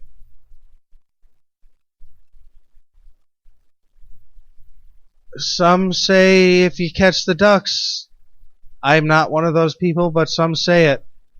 And I'm saying if you're going to be surveilling the population, you probably ought to be doing online gaming too. However, don't take that shit too serious, bro. Just because I blew up your car doesn't mean I want to blow up your car. All right, I read you the news story, and I've let you put your input in. Is it time for my input yet? Oh yeah, certainly. Fuck you. Me? Yeah, and everybody else who does anything online. They call it Second Life for a reason, because it literally is us digitally emulating our lives. Facebook, Twitter, LinkedIn, Apple, Yahoo, Google. But it's Microsoft, also the terrorists. Xbox. Oh, yeah, absolutely. You cannot have... Do you know when you walk down the street, do you have any expectation of privacy by law? No. Unless you were inside a private residence. By law. Courtesy. By courtesy, I do. By courtesy. By law. By law, I guess not. The only expectation for privacy you can have is inside a privately owned residence. You can't even afford. You can't assume privacy on a payphone. Anybody can walk by and hear your conversation. A what? Payphone? A What's what? that? I know. All right, kiddies, gather around. Let Grandpappy tell you a story. Don't bother. A long time ago. Oh, God, don't bother. Yeah, you have zero. So to expect that your Second Life, or whatever it is that is your pleasure, your Grand Theft Auto, your World of Warcraft, your Call of Duty, your online persona, your online second fucking persona, your fucking your avatar. What's the word I'm looking for here? Your alter ego. You're in a digital public, just as much as walking down the street in a costume. Anything you say or do can't be expected to be private on the internet. You're a fool if you do. I guess. All right. Go ahead. I'm not. What I'm saying is if you are upset that the NSA is spying on you in Second Life, you're a moron. Of course they are. You agree to it when you hit the terms of service. And user agreement says that anything you say or do can and will be used against you in a court of quote-unquote law. The law. Yeah, exactly. As far as the efficiency of government, I think this is just another fucking waste of time and energy. Not that it's not a... I think you're right. This is a good place. This is a good idea. This is a good premise. Execution? Not good. Not good. We're just literally paying people too much money to play video games. Well, this is we're paying money to federal agents with federal health care benefits, and 401ks and pensions and all of that comes out of the taxpayer to play video games. And I understand it's for a good purpose, but it doesn't change what the reality of the situation is. 13-year-olds would do it for you for free. Let me just put it that way. I did a story, or way cheaper, that I think parallels to this about cops, young looking women cops that netted in high school boys on the promise of marijuana deals. Oh yeah, dudes that had done nothing. They weren't even known potheads or anything like that. No, she talked to me into finding the pot. The young man into finding the pot because she was a pretty girl, and they busted. Well, this could easily turn into that, very easily. That's what I'm saying. I mean, and if you think it hasn't already, you're naive. I said it earlier. If you are looking for something, you're gonna fucking find it. So if you go out, scientific methodology, by the way, for example. Yeah. If you go out looking for a result, you're will going work to find until it. you find that result to the best of the satisfaction. And you're going to ignore all the outside information that makes it relevant because you're researching this one thing. You're chasing the unit. You're chasing the dragon. You're chasing that dream. Mm-hmm. It's the same thing. If you got an agent out there playing video games, he's going to find terrorist activity and me and you joking about burning work down. Yeah. Yeah. Now, me and you might joke about burning work down. You can't get on a fucking plane. Me and you might joke about burning work down, right? We work at a place that it doesn't really matter. Yeah, just one day, you and I are online gaming, right? And you quote Office Space and say, I swear to God, one of these days I'm going to burn this place down. Stapler. Next thing you know, you're trying to go home to the homeland of Canada, and you can't fly there because you're on a no-fly zone. You said you were playing Grand Theft Auto with your buddy. Yeah. From work. Yes. Right? Yes. Now you were joking about, let's say you're joking about one of the guys at work, and he says all the time that he can't wait, he'd blow this place up, or he'd burn the place to the ground and get his way up. Yeah. And he's just a blowhard and you're joking about, right? Now imagine you're Steve and Thaddeus. Dick Stevens from another kind of office, another kind of workplace. It's an office. Yeah. And they happen to be clerical secretaries or paper or people of guys. No humor. But they just happen to be guys for, I don't know, Bose. Okay. Or any major company. You're losing me in the background of this story. Yeah, no, I'm trying to think of a major, what's a security defense? Swoop One. The security mounted on my air compressor. Yeah. You're a mailroom guy for Halliburton. There you go. All right. You're just a mailroom guy for Halliburton. You and Steve Dixon, the other guy who's a fucking the other mailroom attendant, right? You guys are on Xbox, man. I'd light out that mail on fire and watch the whole fucking place burn to the goddamn ground. We're just drinking beers, playing video games. Right. Well, motherfucker, you just lost your job. Yeah. Yeah, because also in that room. And you're on a no-fly list and you're a terrorist. Because also in that room was a government agent. Honestly, if you work for Halliburton Corporation, you're already a terrorist. And then they're going to find out that you cheated on your taxes in 2007. And there's $7,000 of unexplained income, which they know was a lottery winning you didn't claim. Meanwhile, the NFL doesn't pay any taxes. And they're going to blame you spending that money on buying pressure cookers and ball bearings. Yeah. Next thing you know, it's time for our next news story. Folks, we have another news story? I have one more news story. See? I'm inspiration. As many of you have already heard, Nelson Mandela has died. Great point. And that means that Hollywood is going to have to put 2 major movie themes on hold because Batman's going to need a new gadget guy.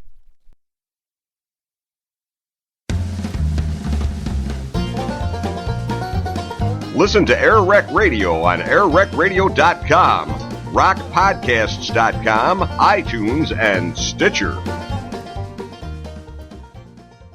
MonkeyRadio.info. Proudly on the bottom rung of the broadcasting food chain. Monkey Radio. Just remember, this is a comedy show. Right. I'm going to make this as funny as possible. 2 minds. I mean, once Honey Boo Boo goes off the air, what's going to replace it? This is going to come on like after one of those like addiction shows. After addiction. Yeah. Intervention.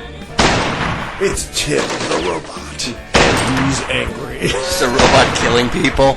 And like that's the whole trailer. That's the whole trailer. One world. Does your cat have a job? Does your cat contribute to society he has a job. in some way? What is your cat's job? He plays saxophone. He's in a jazz band. Cat's in a jazz band. What? 0 patience. Now, Donald Trump in a very big earthquake. I'd love to see a giant pterodactyl just come by and just grab him by his hair. When was the last time you saw a pterodactyl? It could happen. Okay, we've got this task on Celebrity Apprentice and... Oh, my hair! This is Monkey Radio. Hey, bro, I'm here to eat you. What's up? Monkey Radio. Wait a minute, it's free? MonkeyRadio.info. This many. Welcome back to AirWreck Radio. Thank you for sitting through what we are calling the new format. Ooh. Part of the new format. You just did your first countdown back to a break in 31 episodes. Did people hear it? I can leave it in. Well, I'd like to point out if they did hear it that I pointed several different numerations of fingers in non-coherent order. I just waited for one. One was in there twice. So... I went for the second one then. It was the second one that you came in on. Ooh. It was like 4, 1, 3, 1, go. What we're doing is we're gonna. We had some great B-reel this week. Ooh, did we? I thought so. That happened. We have a tendency to have better conversations off So, mic than we do on mic.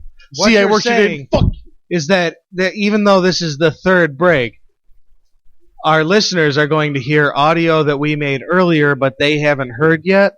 Yeah, this is podcasting. That's how that works. I can do anything I want. It's magic. Yeah, it's mad magic. Magic. It's sleight of hand, straight in your face type street magic bullshit. Whoa. Follow the ball, guys. Exactly. Here's some sweet B-reel. Exactly. We're playing some Three-Eyed Monty. I have a nice tagline for this. Keep it real. Be real.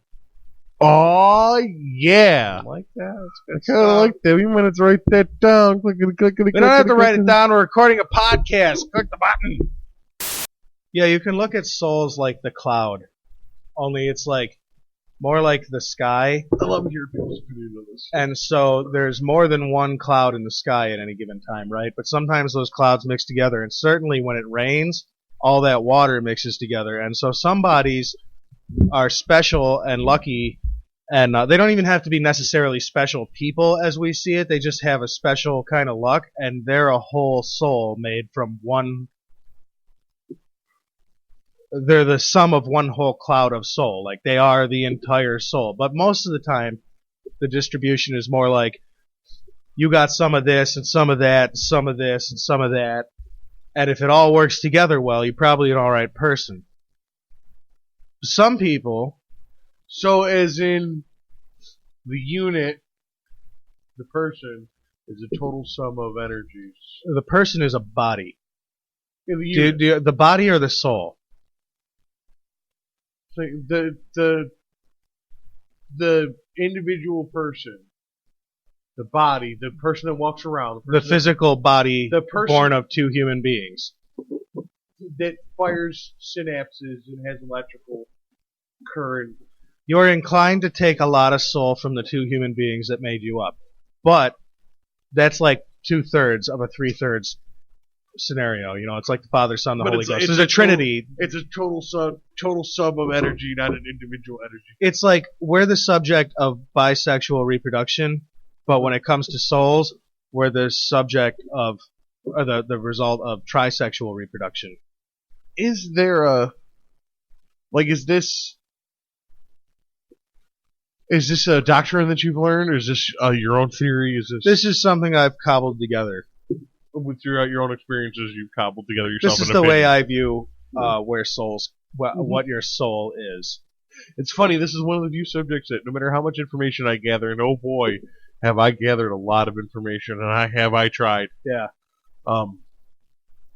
I'm just as much in the fucking dark about my opinion.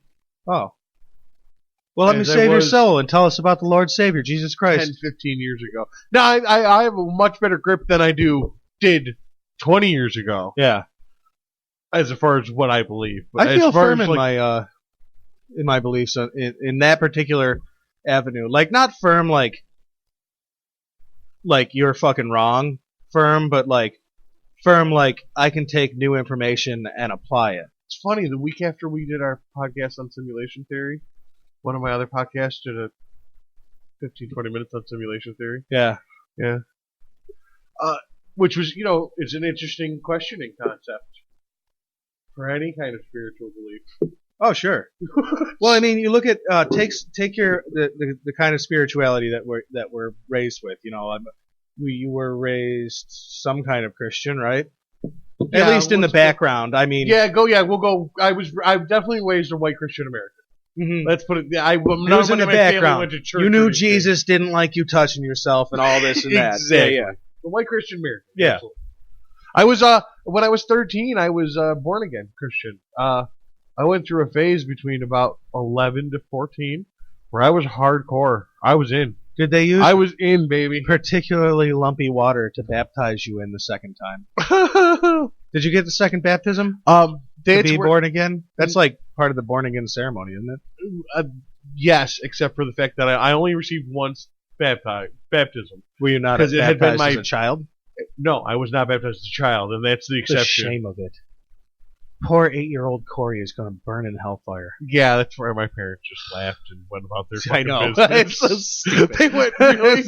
This is hellfire-proof water. Splash. Yeah, went about their fucking business. Well, my father didn't believe in forcing things on you. He wanted you to fucking figure it out on your own. Yeah. He has his set of belief system, and it was a long time before I asked him about his belief system.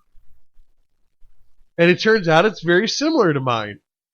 And he never enforced his on mine. We just have been coming to the same conclusions. It's funny, when you let reasonably minded people come to their own conclusions, if their conclusions are sound to their circumstance, they will probably come to similar conclusions to somebody in their same circumstance. My father totally believes in God. He's not sure that it's a long white-haired father figure in the sky, but he definitely believes that there's a higher power and an organization to things.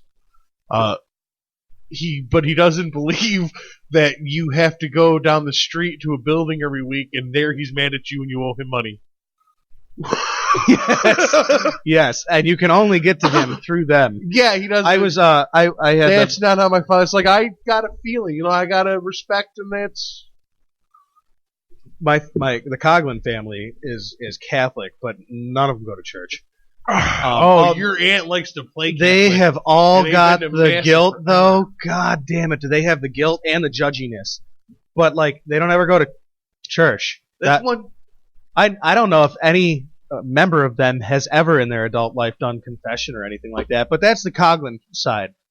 My mom's side, Lutheran. The nice thing about being Lutheran is you get to kind of it's understood that you can find your own path. It's understood that I think in Lutheranism versus Catholicism, and that in the Christians we're talking, I think Lutherans just understand that it's not a fucking rule for the most part. I mean, they understand the spirit of the rule, like that lady on Sexual Standard was talking about. Yeah. Instead of the letter of the rule, it's the spirit of the rule. Yeah. It's not necessarily because letters change with time. It's let's have an idea of what's going on here. Let's keep the same ideas. I mean, do you think for a minute that God created a potentially intelligent species and then was like, now don't learn anything and never ever change?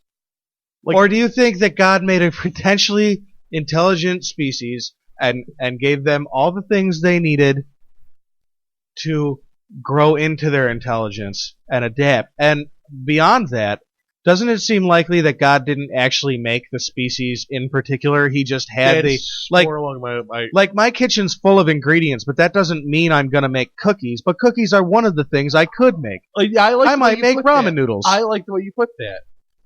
Well, because I don't know that I definitely. I like the way I put that too. I definitely believe there's something.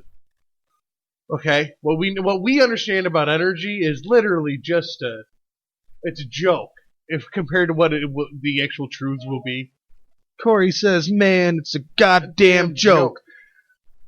But there's definitely a lot of both countable energy and incountable potential energy in the human body. There's something. You know what I mean? There's something there. I don't know that that's true. What do you mean?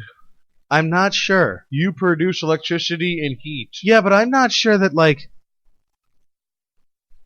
I'm not sure I believe in the immortal soul, as it were. I don't believe in the soul. Because that's what you're getting at is I know. I believe that's proof that there's something past. So do you think would you define the soul as a consequent of a human body, or a production of it? Yeah, an apple tree makes an apple, a human body makes a soul. No. Using agricultural analogies, do you think you could you? No, it's like a corn. It's a matter energy. Kernel needs a corn husk to be inside. No, it's a matter energy thing. I just like the fact that we're here. I don't believe in creationism in any sort. I don't believe that any higher power that I might believe in built us in its image. Us. Yeah. I mean, the universe, and we sprang forth from the universe. Yeah. You could totally talk to me about. And did he perhaps lay out the stars knowing? Well, actually, not even lay out the stars. Did he perhaps? I say he, but I mean, could this creative force? All right, we're talking about God now. Let's move on from the soul to God. Could the universe be God that we can't communicate with? Could the universe itself be the creator in a conscious form, and we just haven't figured out how to talk to our daddy yet? You mean like how stomach flora think about us? The universe created itself, created us, and we spend our time observing the universe. So you think reaching for the stars and trying to figure out the language. the language of mathematics. Oh, I certainly the do. language I of science. definitely find it very easy to believe that we are here to observe, because that's like, until somebody observes it, it doesn't happen. The guys who do DMT a lot of them talk about similar situations where they met, they interacted with, they communicated with other beings they couldn't describe outside of, interdimensional. They weren't on the same plane as us, but they're communicating with them. A lot of times they talk about feeling the like zero gravity effect, or being cold, like they were in space. Could the universe itself be the god or gods or whatever? I actually think we that just can't observe it yet. I actually think that when you're doing a hallucinogen, and I have no experience in this scenario, so I am completely talking out of my ass, and I'm not saying that as like a voucher, like to get, a get out of jail free. I'm saying that to be clear. You're making a statement. I'm making shit up right now. I think that when you use a hallucinogen, there's probably some pretty common things that go on. The whole visual cortex thing. That are just, they're hardwired into us. Now, is that by design or by coincidence? Either way, it's there. Okay, Joe Rogan talks about the abduction, the alien abductions. Yeah. Literally just being the deep-seated memory of your birth. The cold white light, I heard him say that. I thought that was pretty you don't cool. recognize, the poking, the prodding. Is it just like a latent memory? The fear and the whole thing. I was like, holy fuck, he's right. Same thing with the DMT thing. It unlocks knowledge. You want to sit down and talk God with us? That you already have. Yeah, God. Because you're born of the shit that it's made of. You're created by what it is. So you're born with just that intimate knowledge. And that the like-minded chemical brings a little bit of that forward.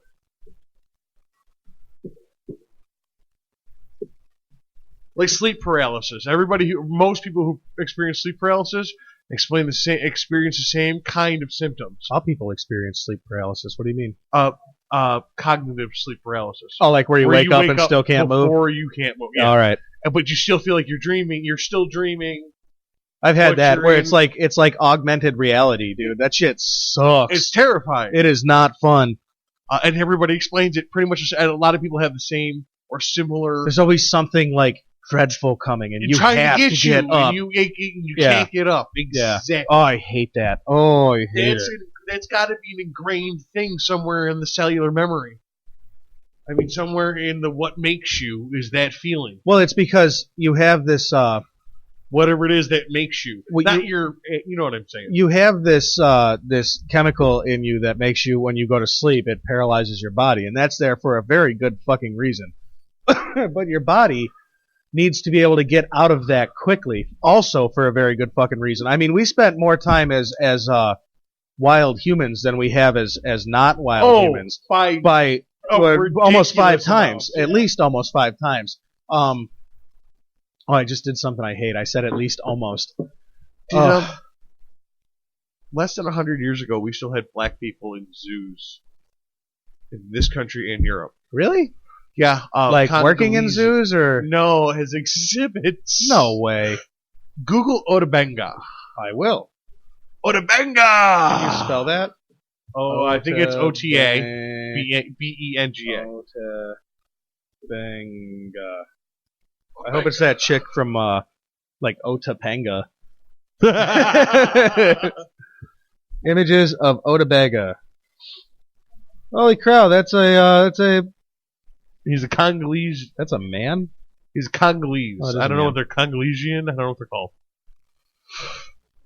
The man who was put on display in a zoo was brought from the Belgian Congo. Was that different from the regular Congo, or did just the Belgians owned it at the time? I think the Belgians owned it. In 1904, by noted African explorer Samuel Werner. So just over 100 years. Just over 100 years. 110 years, roughly. But whatever. Jesus Christ! They put a fucking god. I mean, this is after slavery. This is well after the Civil War ends. Uh-huh. People are disgusting, aren't they? Yeah, dude, that was 100 years ago. I'll tell you what, though, that kind of story gives me There's hope. people alive who could have seen that exhibit. That kind of story gives me hope that like we're actually doing better than we think we are. Like, it's really easy to have a negative outlook on how human beings are doing, but we are doing so much better. And are the things we're doing wrong so much more wrong? Yes. But they affect less people. We gotta be doing better. We're definitely doing better, and the better is growing at least. Humans are being kinder to other humans than they've ever been, and that's an undisputable fact. We're just at a tipping point as far as what we decide to do technologically. Mm-hmm. Yes, the paths we take technologically are now I mean, are there still starving people in Africa? Could we solve that? Yes. Yes. Yes. Yes. We absolutely could, and it would only take food. It would only take, which we've been doing for hundreds of years. A marvel in shit. What's it called? The guy who what do they say? Up to 20 billion people they say this planet can support if we use optimal farming techniques and all that. 20 billion, yeah, they say. That might be right. 7 billion. We're doing where we are now, 7. 20 billion would be crowded a little bit. And Western worlds are starting to learn that there's a population kind of thing we got to worry about. So the fact of us blowing up to 20, like, I feel like I'm talking to a guest. Talking to your mic, man. We're gonna have a meaningful conversation that we're gonna record. Let's record it. Even if the Africans and the Mexicans are still fucking reproducing like rabbits, because that's how you keep your gene alive. You know what I mean? When you're devout with starvation and disease. African. Most of the continent of Africa, minus the very far north and the very far south. Native Africans in Africa. Yeah. Okay. I not Africa. You would consider the Middle East. No. I just not wanted Africa a definition that you would for consider who you were talking about. African Americans, Jamaicans, Cubans, Haitians. I don't know. The Africa, like all black people or just Africans. You have to have 6 kids because 3 of them are gonna die. 4 of them are gonna die. Poor Takinde. You know what I'm saying? Because of the disease and the starvation and the rape and the murder and the fucking... Yeah, Africa sucks. You gave gorillas guns. Africa is a fine example. When I say people suck, Africa is a fine example of like the one place on the world, on the planet still, where the people that suck are winning, and it's to the detriment of the lives of the people that don't suck. It is literally... Like, you don't even get an option to not suck in Africa. What it is the lowest common denominator of the rest of the world's math equation. It's the same 99%, 1% math equation, but it's the lowest common denominator of it. It is literally the 3 people with the millions of dollars, the billion of people living eating bugs, literally eating bugs and drinking rainwater. Well, I mean, if you're going to survive in Africa, you're going to eat bugs. And drinking fucking rainwater. Just like in South America. You're going to eat bugs. The bugs are very plentiful and easier to catch. While your king lives in a fucking palace made of gold. Yeah, well, whatever. Or whatever drug lord runs you this week. Yeah. After they came in and killed half the village and raped all the women. Yeah. A lot of mulatto children in Africa. It's funny how that works. Well, I mean, it's basic genetics how that works, A lot of raping going on, sir. It's a disgusting place. How did we even get on Africa? We were talking about Jesus. Who was African. Maybe. Maybe he was Middle Eastern. Maybe he could have been European. There's no way of knowing. There's not evidence that he actually existed. I mean, Yes, there is. There's a whole book about it. It's just no real anecdotal evidence. There's no real concrete evidence that the man even... There's more concrete evidence that the man Muhammad existed than the man Jesus did. Yeah. Which is kind of funny to me because I don't think are there even people saying Muhammad never existed? Because he is a recent history figure. Yeah, there's a lot of people saying he doesn't exist. Really? But it's funny to me. I mean, he's within written history. If you look at Islam and you look at Christian, I guess that's the religion. Wrong. I think I'm wrong. They're very fucking similar. Well, they're based on the Old Testament. Well, there was Judaism and Islam. And that's what there was until Christianity came along. And both Judaism and Islam followed the Old Testament because they're the sons of... I really wish I could have paid was more. it? Fuck. It's not Cain and Abel. They're two sons. David and Muhammad? No. Moses? No. No, Moses is definitely Old Testament. It is definitely... Yes, you're right. I wish I had written down the information that the documentary gave me, because that is part of the problem. One of the problems I've had, but I don't know if it's just me or maybe it's part of the technological age, is with all the information available that I try to absorb, some of it just doesn't fucking set.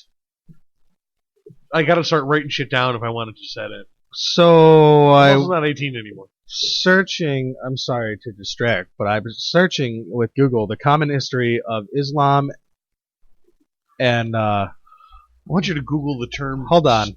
I got as far as JUD. So the common history of Islam and JUD before the autofill gave me the common history of Islam and Judge Judy. The next choice is Islam and Judaism, and that's the one I'm going to click. The first choice is Judge Judy? Oh my Jesus. I want you to Google the term Jesus is a sun god. Oh, Jesus is definitely a sun god. That's what that was the information that I received in that documentary. Yeah, no, he's if he's, unless you super strongly believe that Jesus was Jesus and he was an original story with no commonalities picked and pulled from other religions of the time, Jesus is most definitely a sun god character. He is absolutely a sun god character. I mean, and he's more than that. He's much more than just a sun god. He's also sometimes a warrior god, sometimes he's not. But he's got a lot. He's an amalgam. He's made up of the other heroes from the past, from that time in history's past. Was Jesus Christ a man that walked on the fucking planet? I don't know. I don't have the evidence. I wasn't there. His name was actually Joshua. Guess what? It doesn't fucking matter. No, it doesn't. It doesn't matter if he was a man or if he is a fictional character. He still has the same power. The sons of Abraham. That's where the difference was. The Old Testament, man. See, the church that I went to they were not Old Testament people. They were all New Testament. They were like, yeah, it says it in the title. Old, new. Yeah. This was the old shit. This is the new shit. The new shit has a much more loving God. Yeah, the people that I went to church with were not bad fucking people. They were all good fucking people. They were all about charity and giving. The pastor wasn't greedy at all. Maybe he had millions of dollars in a bank account, but he drove a 1989 Chevy pickup. Yeah. You know what I'm saying? Yeah. He wore and lived in a huge mansion. No, he lived in the church house next door. Oh, he wasn't a bastard. Yeah, he was a pastor. Bastard.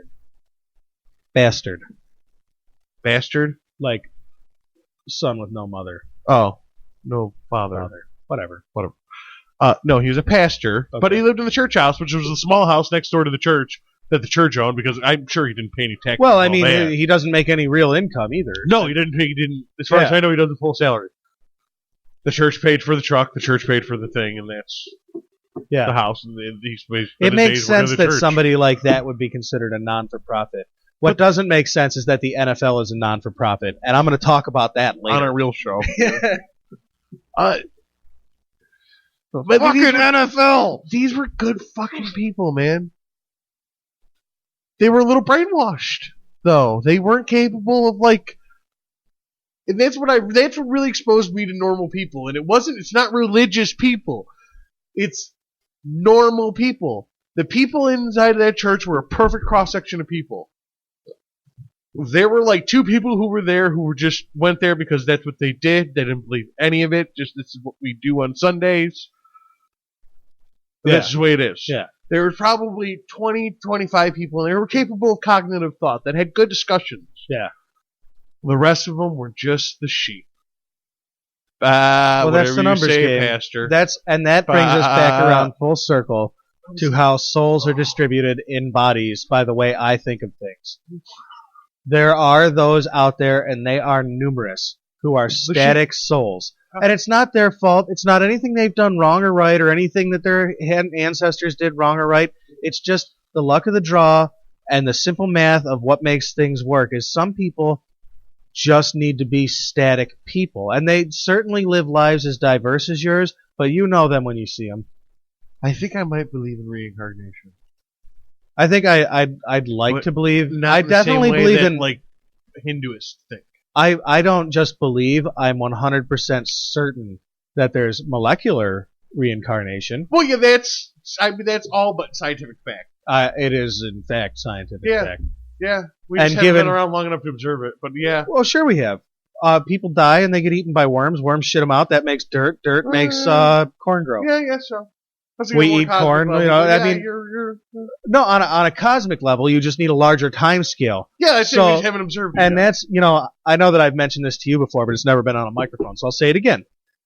Given a long enough amount of time, any outcome is bound to repeat. If it happened once, it's mathematically fact that it will happen again. If you run the algorithm long enough. If it goes on long enough, and it does, as far as my understanding of time is, even when it's not going on, it doesn't count because there's no time. So it doesn't matter how long it doesn't go on. It does go on again because the ball bounces. And when the ball bounces enough times, it's going to bounce just the exact same way, and you and I are going to have this conversation again, sure as shit. Someday there's going to be people listening to our conversation about time or matter and energy. And they're going to be like, man, that Stacey was a smart fucking cookie. And they're going to say... Sexy, too. And they're going to say the same thing that we did about the people who thought the Earth was flat. But you can see the curvature of the Earth. If you look back when people far enough into the distance... Yeah, but back when people thought the Earth was flat, they couldn't see the curvature of the Earth. There weren't oceans? They were never far enough. How many people ever made it to an ocean when they couldn't, traverse the oceans? Why would you even go there? There's people who lived there. That's where the fish were. It's the end of the world. Fuck that place. Well, yeah, all right. There were fishermen. So let's say that we're talking about. Let's see. When did they think the Earth was flat? We'll say 1000 A.D. This conversation is going to happen. Some guy's going to say, "How did they think time worked like that?" But I want to refute your point. And you guys will be like, "Well, they were morons."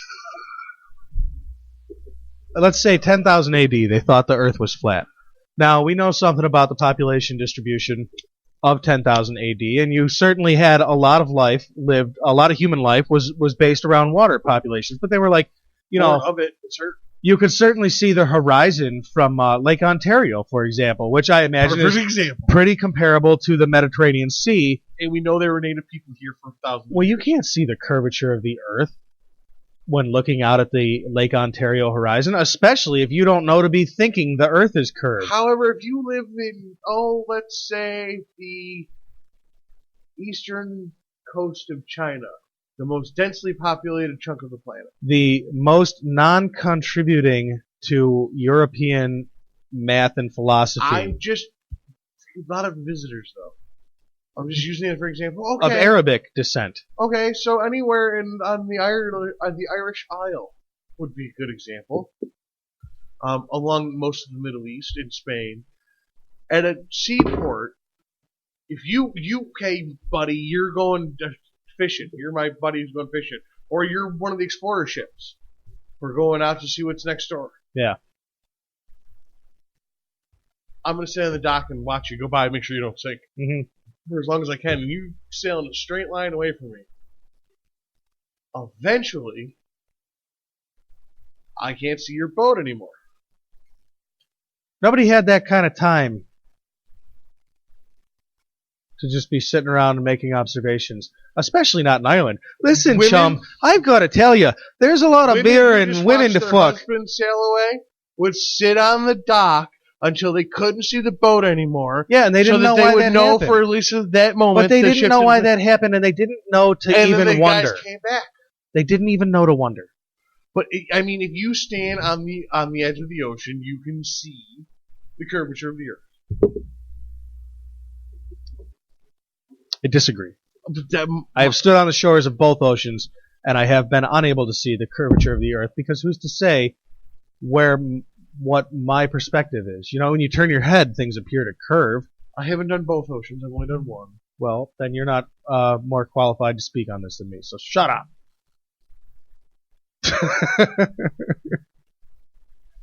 Ha, I've been on both oceans, swam in both of them too. You know what? They're both disgusting to taste. I've seen the one ocean on both ends of it, on the northern side of it and the southern. I've seen. You've been the ocean, to the tip of South America and not all the way on it. I'm saying in this country. Oh, like Florida and Maine. I observed it in Massachusetts. Because It's not even the end.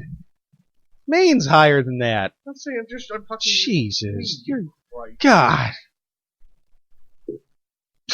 Why do I like you? I don't know, because I'm willing to point out the ridiculous things you say. But I get your point. Clearly, Maine is higher than Massachusetts. But I tell you, I did not It's go not swimming. higher than Massachusetts. More- They're both more at north. sea level. More north. There you go. It's more up on the map. Goddamn cigar over there. All right, I gotta piss, and then it's time to make AirWreck Radio. And I swam in it at the Gulf because that water was delightfully warm. Yeah, 14 million Jews. That's like 1% of. Dude, there's got to be. There's gotta 1.3 billion Muslims, 2 billion Christians. Wow, we still outnumber the Muslims? Yes, for now. For now. Well, they have so many fucking rules regarding sex and shit, man. They fucking what a Yeah, but they're the number one growing population in the country. restrictive, controlling religion. It just doesn't make any sense. But they're the number one growing population, single population of people on the planet for now. Because of their breeding policy. They're not supposed to have sex for pleasure. It's strictly forbidden. Yeah. Always. However, they're supposed to have as many Muslims as they can. As an effective, the good news and is, move. Thanks to if they win, they're supposed to move. Humanity loses, and that's good for the galaxy. But that's what they're trying to do. That's actively what the Muslims are trying to do. Is win by playing the numbers game. Have so many of them and move into so many places and starve to death because they don't believe in science. That's what's going to end up happening. Right. Oh, there'll be plenty of resources in this little fucking island for somebody or something. Whatever's next. Because the rock's going to be here for a while unless something smashes into it. But then it'll probably still be here for a while. All right, everybody. I hope that you have enjoyed that segment of Be Real. That's the kind of thing you can expect when we come to make a Be Real show. What now? A Be Real show. Who now? We're thinking at the AirWreck Radio Studios of making a second show now? that is full of Be Real. By Be Real, you mean bits we've beaten to death? No, I mean just like live chitter chat that goes on between the making of this show because, well, I think there's content there and I think that it's good content, but it doesn't really have a home on the AirWreck Radio show itself. So, I hope that you enjoyed the Be Real that you got a preview of tonight. Someday soon, there may be a whole show about that, or we might just change the format of AirWreck Radio a little bit. Let us know what you think. Let us know at AirWreck Radio on Twitter at AWR Stace Ghost on Twitter, at C Payne on Twitter. Is that right? CW Payne. CW Payne on Twitter. I'm sorry. Check us out on rocpodcast.com. Please download iTunes. Get a whole bunch of disgusting bulkware on your PC and leave some feedback about all the shows on ROC Podcast on iTunes. I cannot explain to you how much that helps a podcast because I don't understand it. But it helps a lot. A lot. A lot is the short answer for how much it helps to have some feedback on iTunes. So if you listen to this show, feedback on iTunes. If you like this show, leave feedback. If you listen to this show and you didn't like this show, give feedback. It 5 stars and then leave negative feedback. I don't care. Just give it 5 stars, man. Give us those stars. We need them to survive. We're like Mario in an infinitely difficult level of podcasting. Give us your stars. Please, we need them to survive. Corey, give me some sassafras tea. We're fucking out of here. AirWreckRadio.com. It's late in the afternoon. The sun rising high. There's nothing to do around here. And if there was, well, I wouldn't try. Taking my comforts, taking good care of me. Sitting down in my easy chair, taking a sip of my sassafras tea.